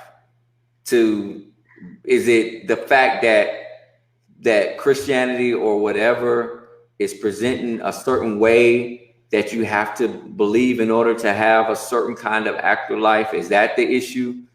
Because from the beginning, like we talked about, man has always believed in an afterlife. And you're just thinking about metaphysically, I mean, there's no explanation for how we got here. The idea, when you look at the second law of thermodynamics that says energy decreases over time, when you understand that, that completely invalidates the whole idea of the Big Bang, which says that energy kept expanded and created these things, because that goes against thermodynamics. Things should be breaking down and breaking apart, and there should be a lot of chaos, and there's not. So we came into existence and we don't know how. We can't explain it. And then we die, and there's no, like you said, nobody knows what happens when we die. Nobody has come back, quote unquote, and given us a report of what happened when they died. So it's all faith. This faith to believe how I got here and I'm going to die at some point. And you have to have faith to even believe that you're going to transform and reincarnate to something else. That's a belief. That's faith to believe that you're going to reincarnate and come back something else. So even if we don't believe in the God of Abraham, Isaac, and Jacob, there's still this, we have some belief. We have to have, don't you think we having some kind of belief? No, I don't think we have to have any belief. But let me answer your question, because I think this is a good question. I think this is something that people in the comment section would probably want to hear. We might even have some questions already. First of all, the second law of thermodynamics, there's additional research on that refutes what you just said. Whether you believe it or I believe it, but there is additional information out there. So that's number one. Number two, Pascal's wager is not how we should live our lives. Basically, for people who don't know what Pascal wager is, you kind of alluded to it in a sense. It's basically saying, what's the harm of believing, even if you really don't believe? Because at the end of the day, if you are wrong, if you don't believe and you're wrong, then the consequences are worse than if you believe and you're right. So, first of all, when you really believe in something, I cannot unbelieve. So once the genie was out of the box, I cannot go back and say, okay, I'm going to believe just for the sake of believing. So just in case I'm wrong, I'm protected. That doesn't work. And finally, to your last point, we've the evolution of mankind has always answered questions that prior to that we could not answer. So you're using the God of the gaps argument for things that we don't understand. You said because we don't understand it or because we can't explain it today, the answer must be God. That's not necessarily true. That might not be false, but that's not necessarily true. 100 years ago or 200 years ago, 1,000 years ago, we didn't understand lightning. We didn't understand thunder. We didn't understand earthquakes. We didn't understand rainfall. But we eventually, through evolution, understood that. And in the place of not understanding that, we blamed it. We said it was God. It was, God was angry or God did this. We actually know what causes rainfall. Now we actually know what causes lightning, thunder, and all the other stuff. And to me, one of my definitions of God, for lack of a better word, is infinite knowledge. It's knowledge that we haven't obtained yet. We use less than 10% of our brain. So that infinite knowledge is what's drives us and evolves us as a human being. 100 years from now, 200 years from now, we are going to look back at stuff that we didn't understand and that we gave credit to God for and laugh at it and say, now we understand that. And that's infinite knowledge. That's the knowledge that's coming. And so that's the answer to those Well, statements. I think, but that comes from your perspective because science, God created everything in the universe, including the stars, and people use different astrology to try to explain certain different things, but all that stuff was put through a purpose. Me believing that Hold on, ultimately, well, 1 second, 1 second. I'm not saying that you're wrong or right, no, no, but I understand that. but I'm saying but me that's based ultimately on your believing, belief system. yeah, me Everybody don't ultimately believe that. believing that all of this proves God is my belief. I ultimately believe whatever science and technology, ultimately it will prove it. You're saying in some cases that, or ultimately it may disprove um, that what we gave credit to, it can be explained by some scientific phenomenon. But the thing is, if you believe God created everything, even the phenomenon validates who He is. But if you think that these things came together on their own outside of God, then you have a point. So that's the difference. If you believe all these things exist outside of God's creation, then yes, it may be able to prove whatever that you're saying is a phenomenon that we thought was God is not. But if logically, if everything was created by God logically, then even the creation would validate who He is because He created everything. Yeah, but that's based on a subjective assumption from your belief system that God created everything. As Yeah, a exactly. as a non-believer, my point is this: we don't know the answer, but that doesn't necessarily make the answer God.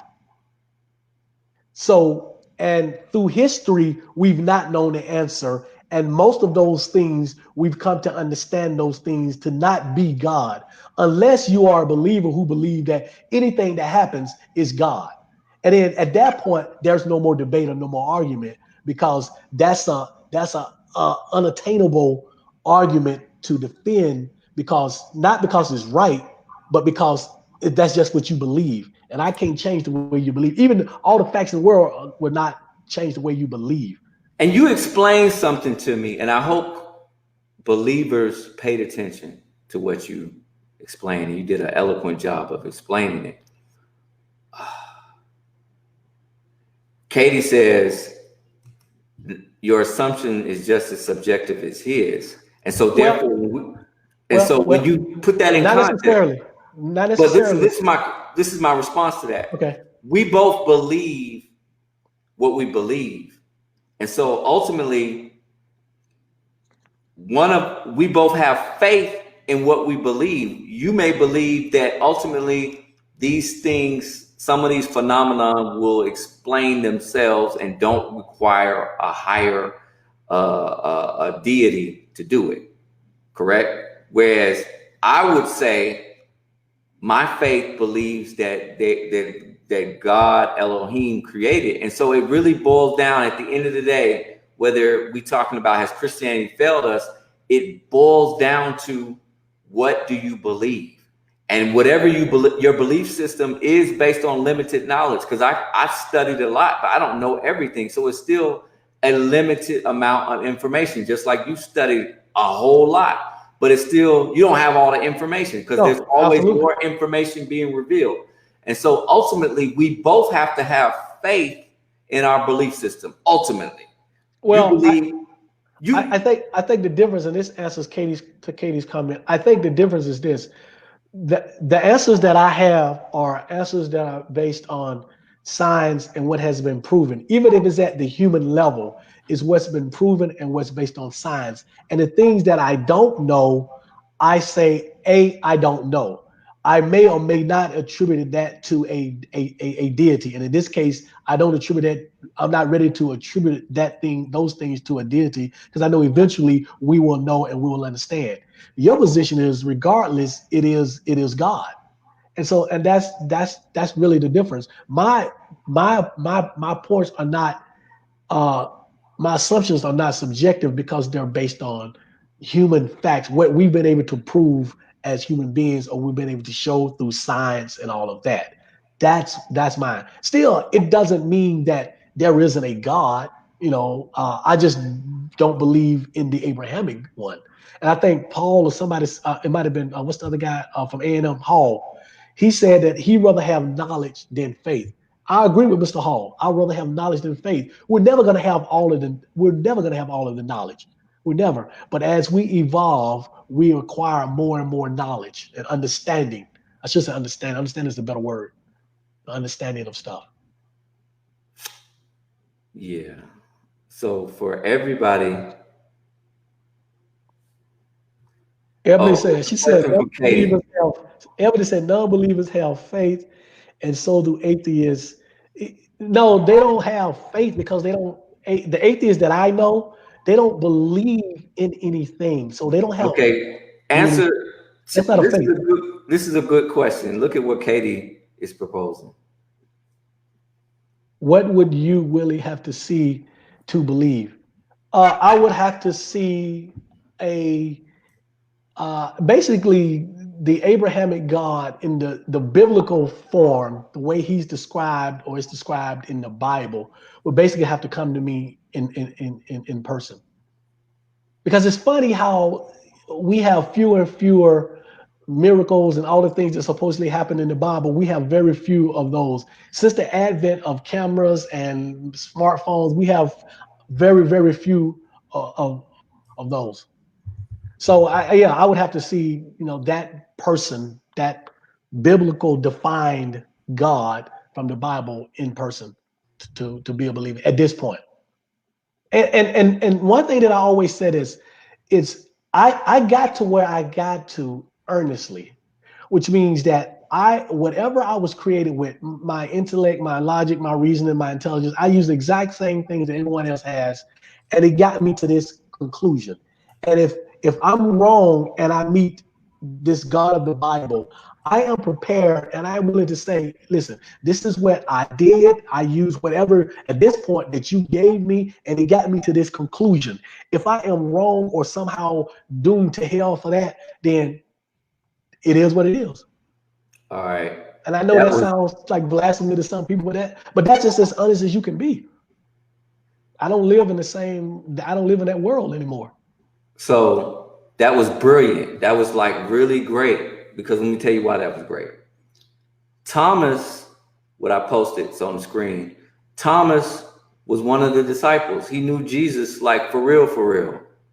And even as a disciple, he said he didn't believe. He's like, if I don't see God for myself, if he don't show up and let me see the nail marks in his hand and put my fingers where the nails were, I'm not going to believe it. So there's nothing wrong with you coming to that conclusion. You just keeping it 100. You just keeping it real, and that's going to be between you and God. And so that's not crazy. That's not out of the realm of possibility. Everybody's faith and belief is going to be different based on their lived experience and their expectations. And you like, if God is what it is, then that's what it is. But you ain't the first. You didn't even walk with God like that. You weren't even a disciple like that. And Thomas is recorded said he didn't believe unless he saw Jesus for himself and touched the actual scar. So there's nothing wrong with that. People who are offended by that, they probably ain't read their Bible enough. Well, you know what, and I don't. It's one of the things that I've discovered is that the shock when, especially now that we are, especially since we live in the Bible Belt and we're African Americans, so traditionally we're supposed to be believers, uh, and I get all of that. I think it's shocking to some people when a black person, especially of our generation, born and raised in the South, can, without hesitation, without stutter, say, I don't believe in the Abrahamic biblical God and stand on that because we've been indoctrinated that that's blasphemy, that something's going to happen, that you're going to be struck by lightning, or God is going to get you, or he's going to show you you don't want him. I've been threatened with all of this. And here's the thing, if something happens in my life negatively, if a disease afflicts me or an accident or whatever, that still doesn't mean that that God of the Bible is real. It means that I am human, and like most other people, things happen to them. Now, I would tell you, full disclosure, I don't know what my reaction will be. My reaction may be, oh, I guess I gotta believe now. I don't think it would be, but I'm not naive or that bullheaded to say that something can't happen, that this can't happen. Where I am today is where I am based on what I've done the research. Where I might be 10 years from now is a different thing. Where do I think I'll be 10 years from now is more rooted in what I believe today. But that's just what I think. That's just what I believe. So I don't see. I'm free. I'm mentally, physically, spiritually. I'm free. I'm good. I am as happy and as content as I've ever been. There's a freedom to all of that. And if it changes, so be it. If it don't, so be it.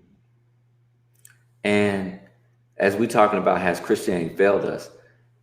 The context of the conversation was about African Americans, but it's not. We not limited it just to that. When you think about, we've got into it from a mainstream thought process. Christianity is a religion of, white folks, Latinos, Black people, Asians. It's global, and so every community has to look at Christianity, the religion, and be honest about it for themselves and and what their expectation is and what their faith is and their relationship with God. So this conversation is, as Katie says, a failure of the church right there.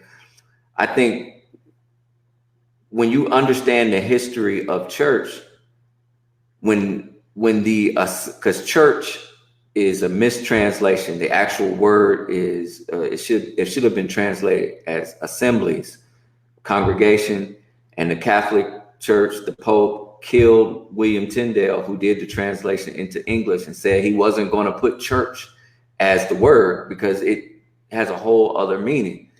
And so when we're talking about understanding how we're supposed to fellowship and how we're supposed to congregate, we're supposed to have these kind of discussions and dialogues. But unfortunately, as the institution of church under the auspices of Christianity was developed, it limits dialogue. It limits opinions.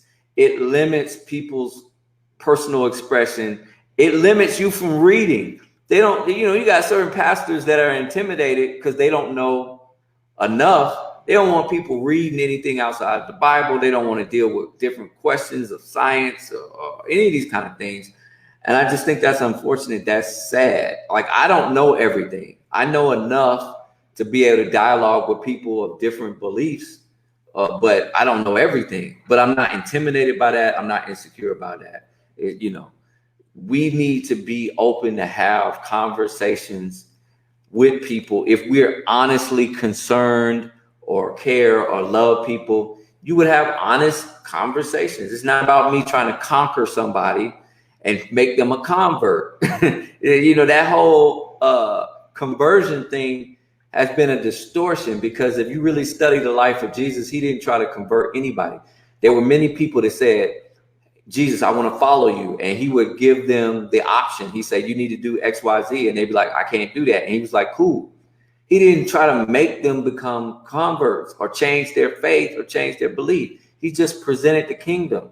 And there was no malice. There was no animosity. There was no, I'm going to clap back. You rejected me. No, that's not what the kingdom is. And so I think we've had a misunderstanding and a misrepresentation, and we haven't presented the gospel the correct way. And I want to just piggyback on that. So I was reading some of the comments after I made my comments, and some of this stuff, some of the comments, self-fulfilling prophecy, I got to have a Damascus experience. All of that is that's not. I didn't leave the faith because of stuff like that. But when you ask people who left the faith, who earnestly left the faith, it began with questions that they had regarding stuff, comments maybe made by people like this, and then that started them on the road of doing their own research, and then they end up being what they believe, what they've been. What you just said, Djuan, is exactly the way I would have viewed, or I viewed what following Jesus should have been about.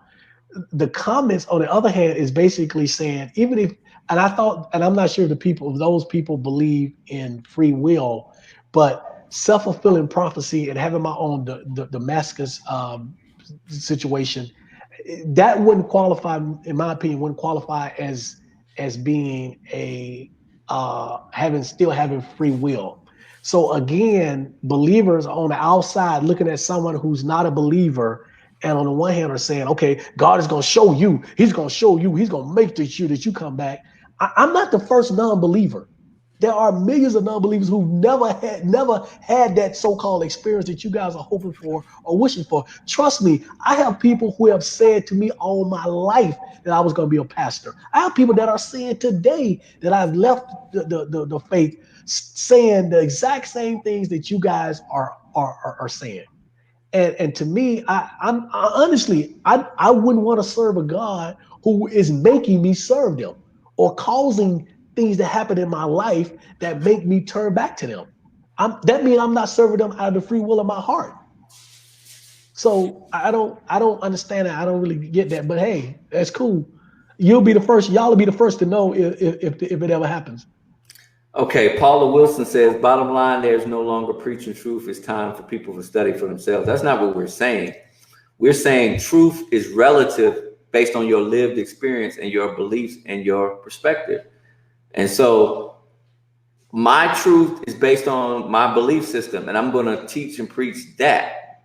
It may not be true for somebody else, and that's fine. We got to allow people to go on their own journey. And ultimately, God is sovereign in that. Like I said earlier, if you look at the history of Christianity, Christianity has not allowed people to go on their own spiritual journey, whether it's Constantine and the Crusades that happened, or Christianity, where if you're a slave, you got to convert to Christianity or we're going to kill you.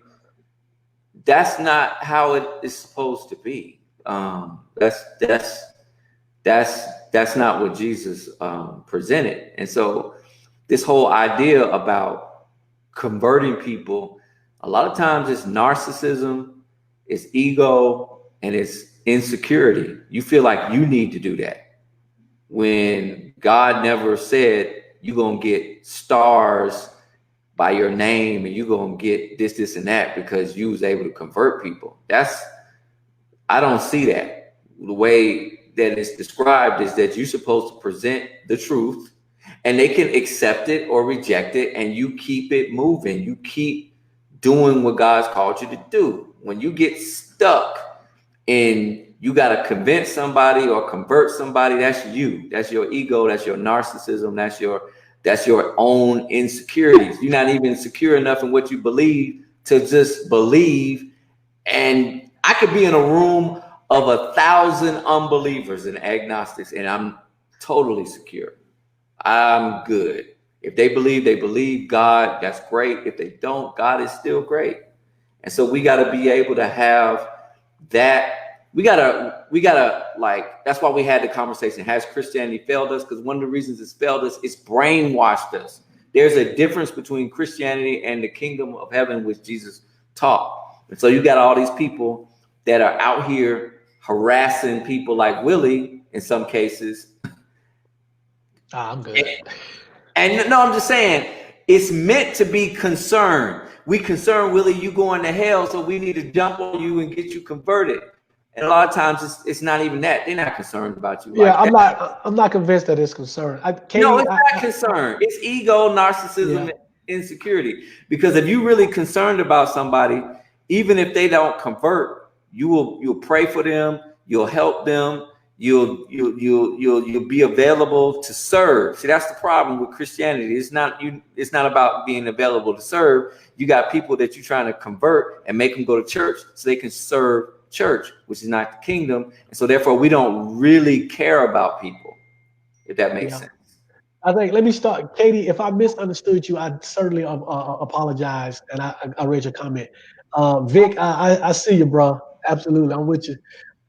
So one of the things I think people like me who are no longer part of the faith, one of the things I think and nothing irritates me anymore, or nothing gets under my skin anymore about all this. I love it. I love the dialogue. I love all of that. But I think one of the things is that, believers, they just believe that they are right and that everybody is wrong, and this happens, and we know this for a fact because the statement is thrown out. Well, I'm just gonna pray for you that God somehow, you have your own experience and He fixes you or whatever. Guess what?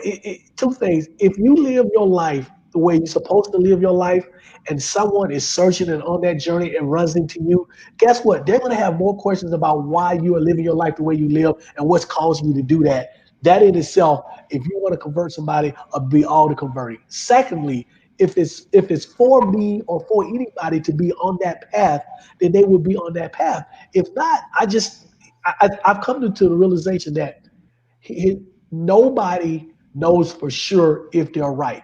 Not me, not you, not anybody. So I'm never going to tell somebody you're absolutely wrong.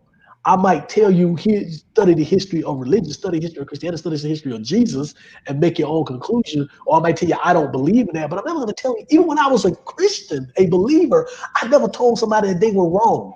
Never. And so I think if you want to push people away further and further, then you can't, that's going to do it. Because even if you say, I'm a follower of Jesus and I believe in Jesus' writing, that person is still going to go to the Bible and not cherry pick. They're going to read all of the stuff that's in the Bible. In the Bible, there are 2 million plus killings, either condoned or caused or accepted by God. 2 million plus. That's research. All right. So not to mention the misogyny, the child killings, all the other stuff they're going. So you can't convince them by reading the Bible and picking out what Jesus was great. To me, the best way to convert somebody, if that's what you want to do, is live your life a certain way and let them see your life. That's coming from somebody. That's me giving you guys free advice.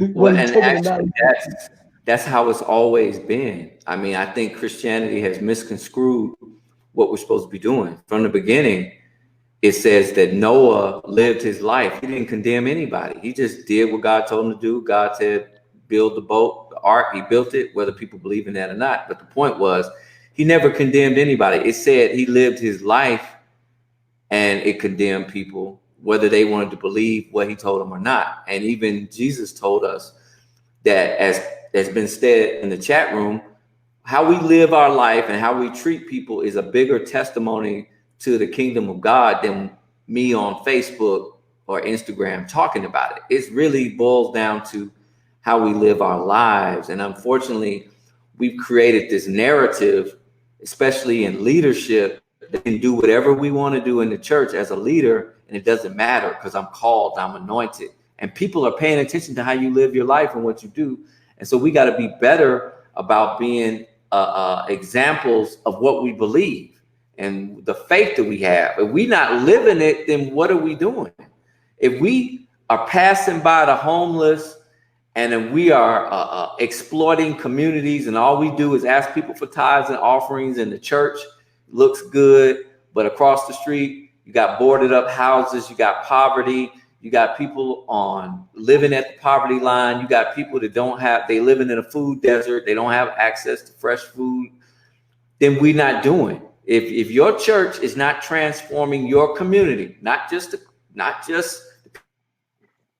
go there, is not transforming your community, empowering entrepreneurs, supporting people's business endeavors, helping people get resources, then what are you doing? Because that's what an assembly, a congregation is supposed to do. But we flipped it into some monstrosity to where, a lot of people don't want to deal with it anymore. They don't want to go to church anymore. They don't want to deal with Christianity anymore, because what the narrative is, give me tithes and offerings, and God gonna give you whatever it is you asking for. So the preacher don't even believe God is gonna bless him because he needs your money to do whatever it is he's doing. But then he's gonna tell you need to have faith to do something that he don't even do.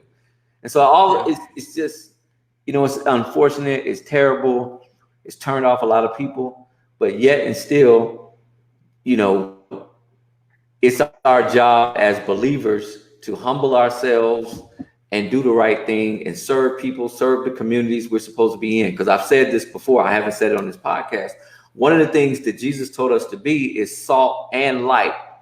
And if you understand, back in the ancient days, there are over 14,000 uses of salt. So when he's telling us to be salt and light, he's explaining that salt was used back in that day, and even in the early, I think all the way until they invented the refrigerator and refrigeration, they would use salt to preserve meat and food to keep it good enough for us to be able to eat. So what Jesus is saying is, if you're salt, you got to be able to be in these communities and try to preserve these communities and serve these communities as salt and light, not just be a light to shine, because we all want to shine in church. We mega church. We the young fly bishop. We got the fresh cars and the Gucci and all that kind of stuff. That's cool. We want to shine. But when he's talking about shining spiritually on what we're supposed to do, we got to be salt. We got to transform our communities. We got to try to preserve our communities. We got to do the work. We just can't praise and worship and play gospel hymns and songs and shake tambourines. All that stuff, that's cool. But we got to do the work. We got to do the work of serving the communities that we're in. And maybe if we do the work, maybe people like Willie be like, you know what? That God right there, I can get with that, because this is beneficial. Unfortunately, we see too many churches, too many mega churches, too many pastors, too many denominations exploit, rape, and pillage the communities that they're in and the people, to where people don't want to be involved in that. They don't want to be associated with that. They don't want to participate because our lives don't model what Jesus taught. Yeah. So I'll say this, and I guess we can start wrapping up, but let me leave you with this here. And I just lost my train of thought. But okay, Katie had another question. How does the church get it right? I feel like my church is doing all the right things, but it's like I like to be on a lookout for warning signs. I don't.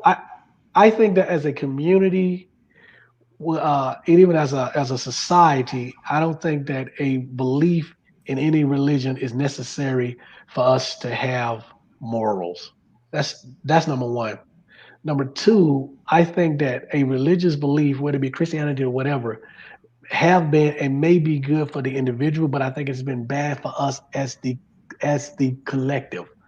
To try to answer her question, I think just if the church really wanted to do, just do what you believe Jesus would have done. I mean, that old adage, what would Jesus do? I mean, it might be, cliche or whatever, but it makes a whole lot of sense if that's what you're trying to follow. And everything else, it is what it is. But I don't.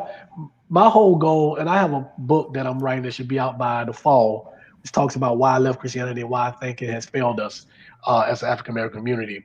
But at the end of the day, let's be open to the fact that everybody's not going to believe the way we believe, and that's all right.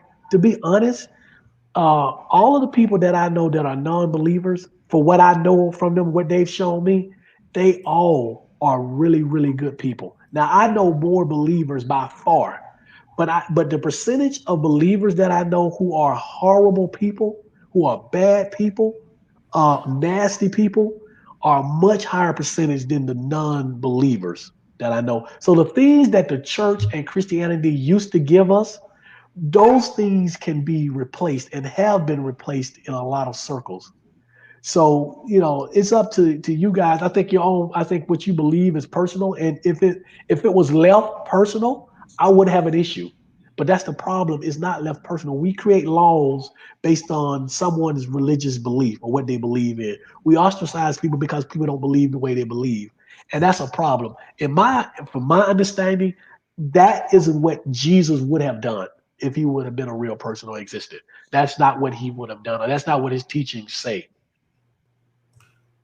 And so, as we wrapping up, what are your final thoughts? I think you did give a lot of your final thoughts. If there are not any more questions, we've been talking for 2 hours. It's been a robust conversation.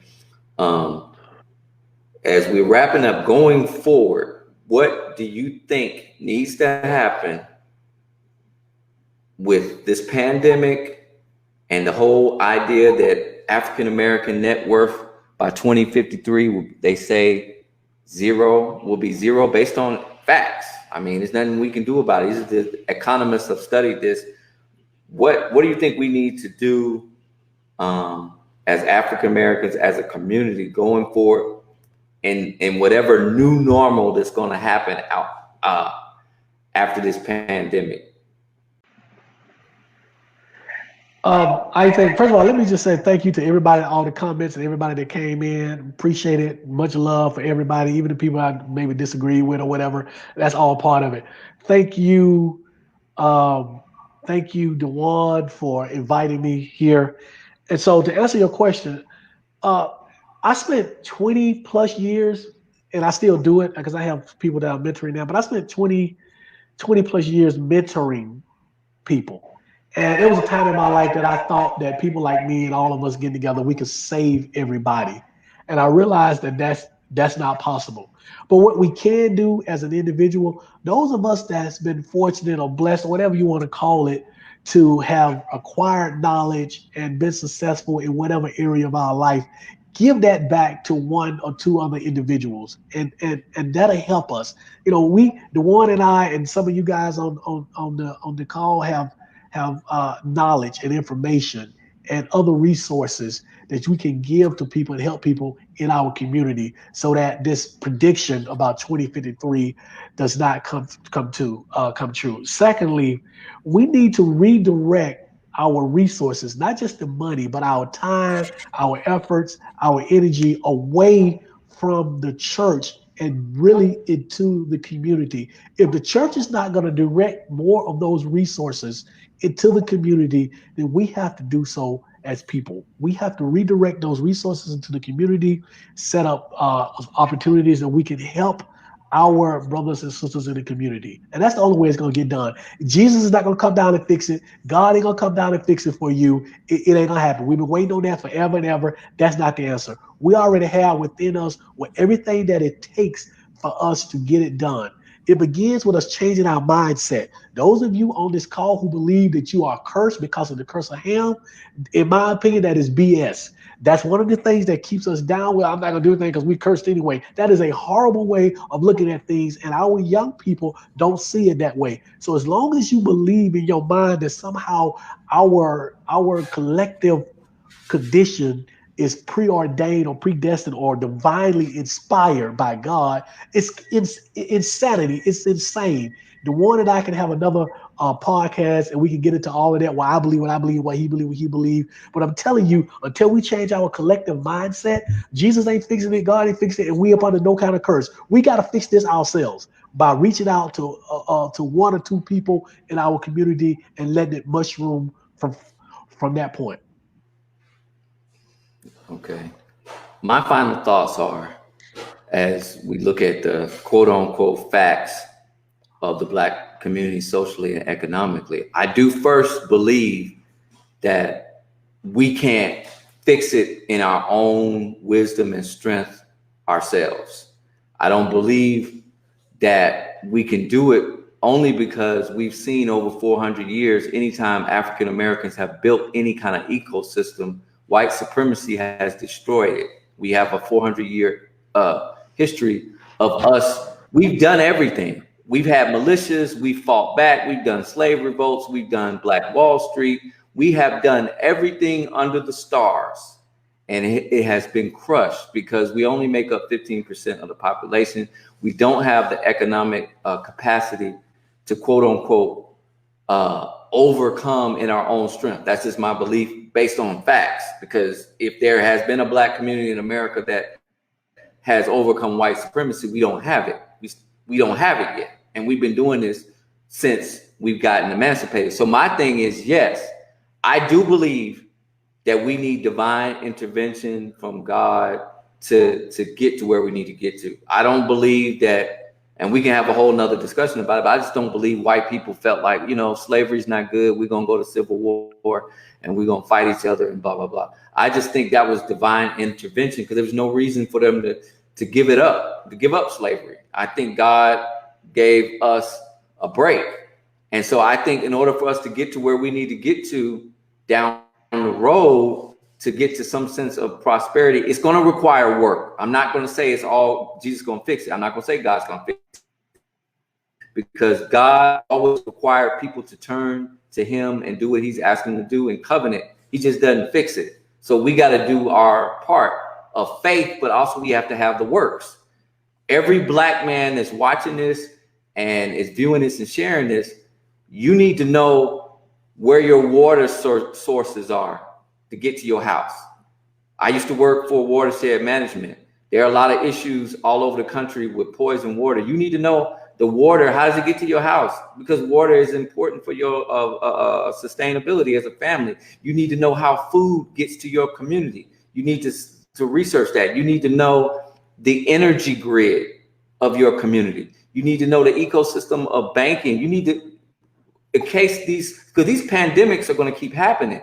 You don't want to be a father or a husband or boyfriend and be standing in a line trying to get resources from the government. You need to know how all these resources move and flow. Like, I've looked at these things. There's certain things that you need to look at in your community. You need to look at pollution and how that's impacting your water sources, your soil sources, your air quality, because that's going to impact your health. And that, when it impacts your health, it impacts your family's health, which impacts your generations. So that if you're trying to you can get all this money, but if your health is bad, if your environment is bad, if your ecosystem is bad, then you're not going to be able to transfer this wealth properly to the next generation, to the generation after that. So I'm saying you got to have faith and works.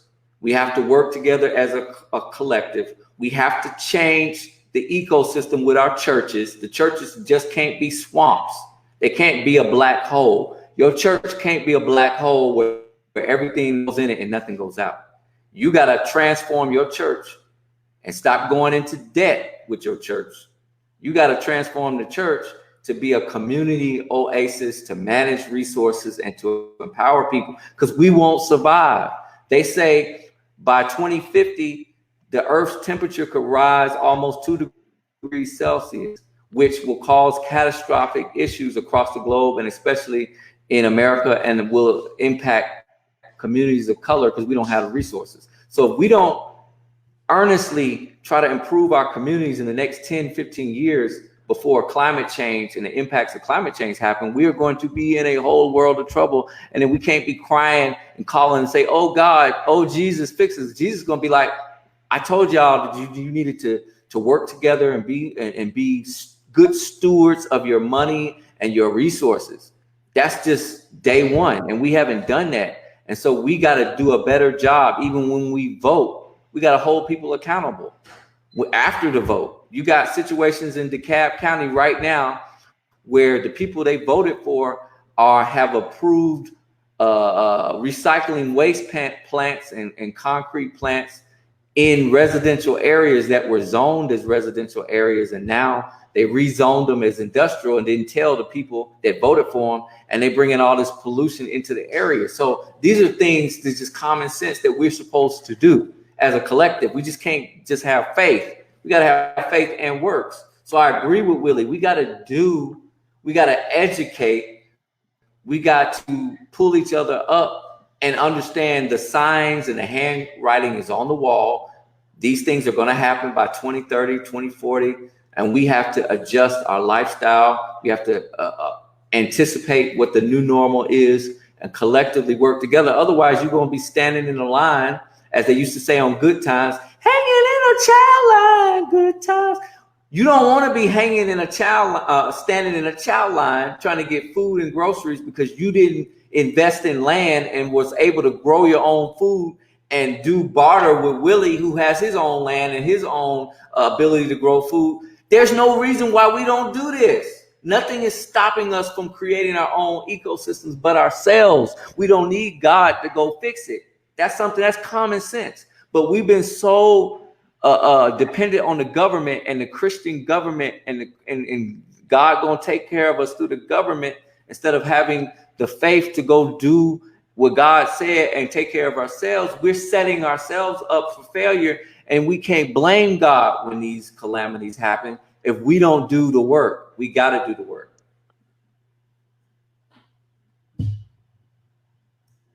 All right, that's it for me. I got unless somebody got a question or whatever, I'm good. Thank you, Katie, for your question. Oh, if you want to follow me on Facebook, it's WC O'Neal.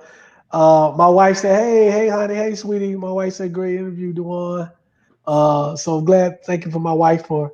She's really she's the puppet master. She controls all of this. This is really not me. This is her from behind the scenes. So thank you for my wife and her support. But yeah, so you can follow me on Facebook at WC O'Neal. On Facebook and Instagram, it's Willie Cartwright 1906. And look for my book. I have one book coming out in a few weeks, but the one about Christianity is coming out toward the end of the year. Yes, sir. And y'all, yep, Katie, I agree. On Wednesdays, I do the Kingdom. Everyone, invite everybody to the Kingdom Bible study. Check us out Wednesdays, 12 o'clock noon Eastern Standard Time. It's not church. We just try to study the kingdom and try to do what God calls us to do. So I appreciate everybody for tuning in, sharing, dialogue, commenting. I mean, there's over 200, almost 250 comments. Wow. Thank you, Paula. So we're going to continue this dialogue because these are real life conversations, and that's what I'm endeavoring to have. So I appreciate Willie taking time out all of his Sunday to sit up here and talk to me for 2 hours about. Well, this was a spur of the moment. So anytime you want me and we can do a similar topic but a different area, I'll be more than happy. We can. Yes, sir. So, we about to sign off. I'm about to go eat this grilled chicken salad that my wife prepared. All right, Vic, appreciate it. Katie, Cassandra, D. I think D is gone. Me and D been friends forever. We go way back. Ebony, thank you so much. Again, my wife and all the other people that was on here, we appreciate it. All the comments. This has been good. Let's continue. Peace. Peace out.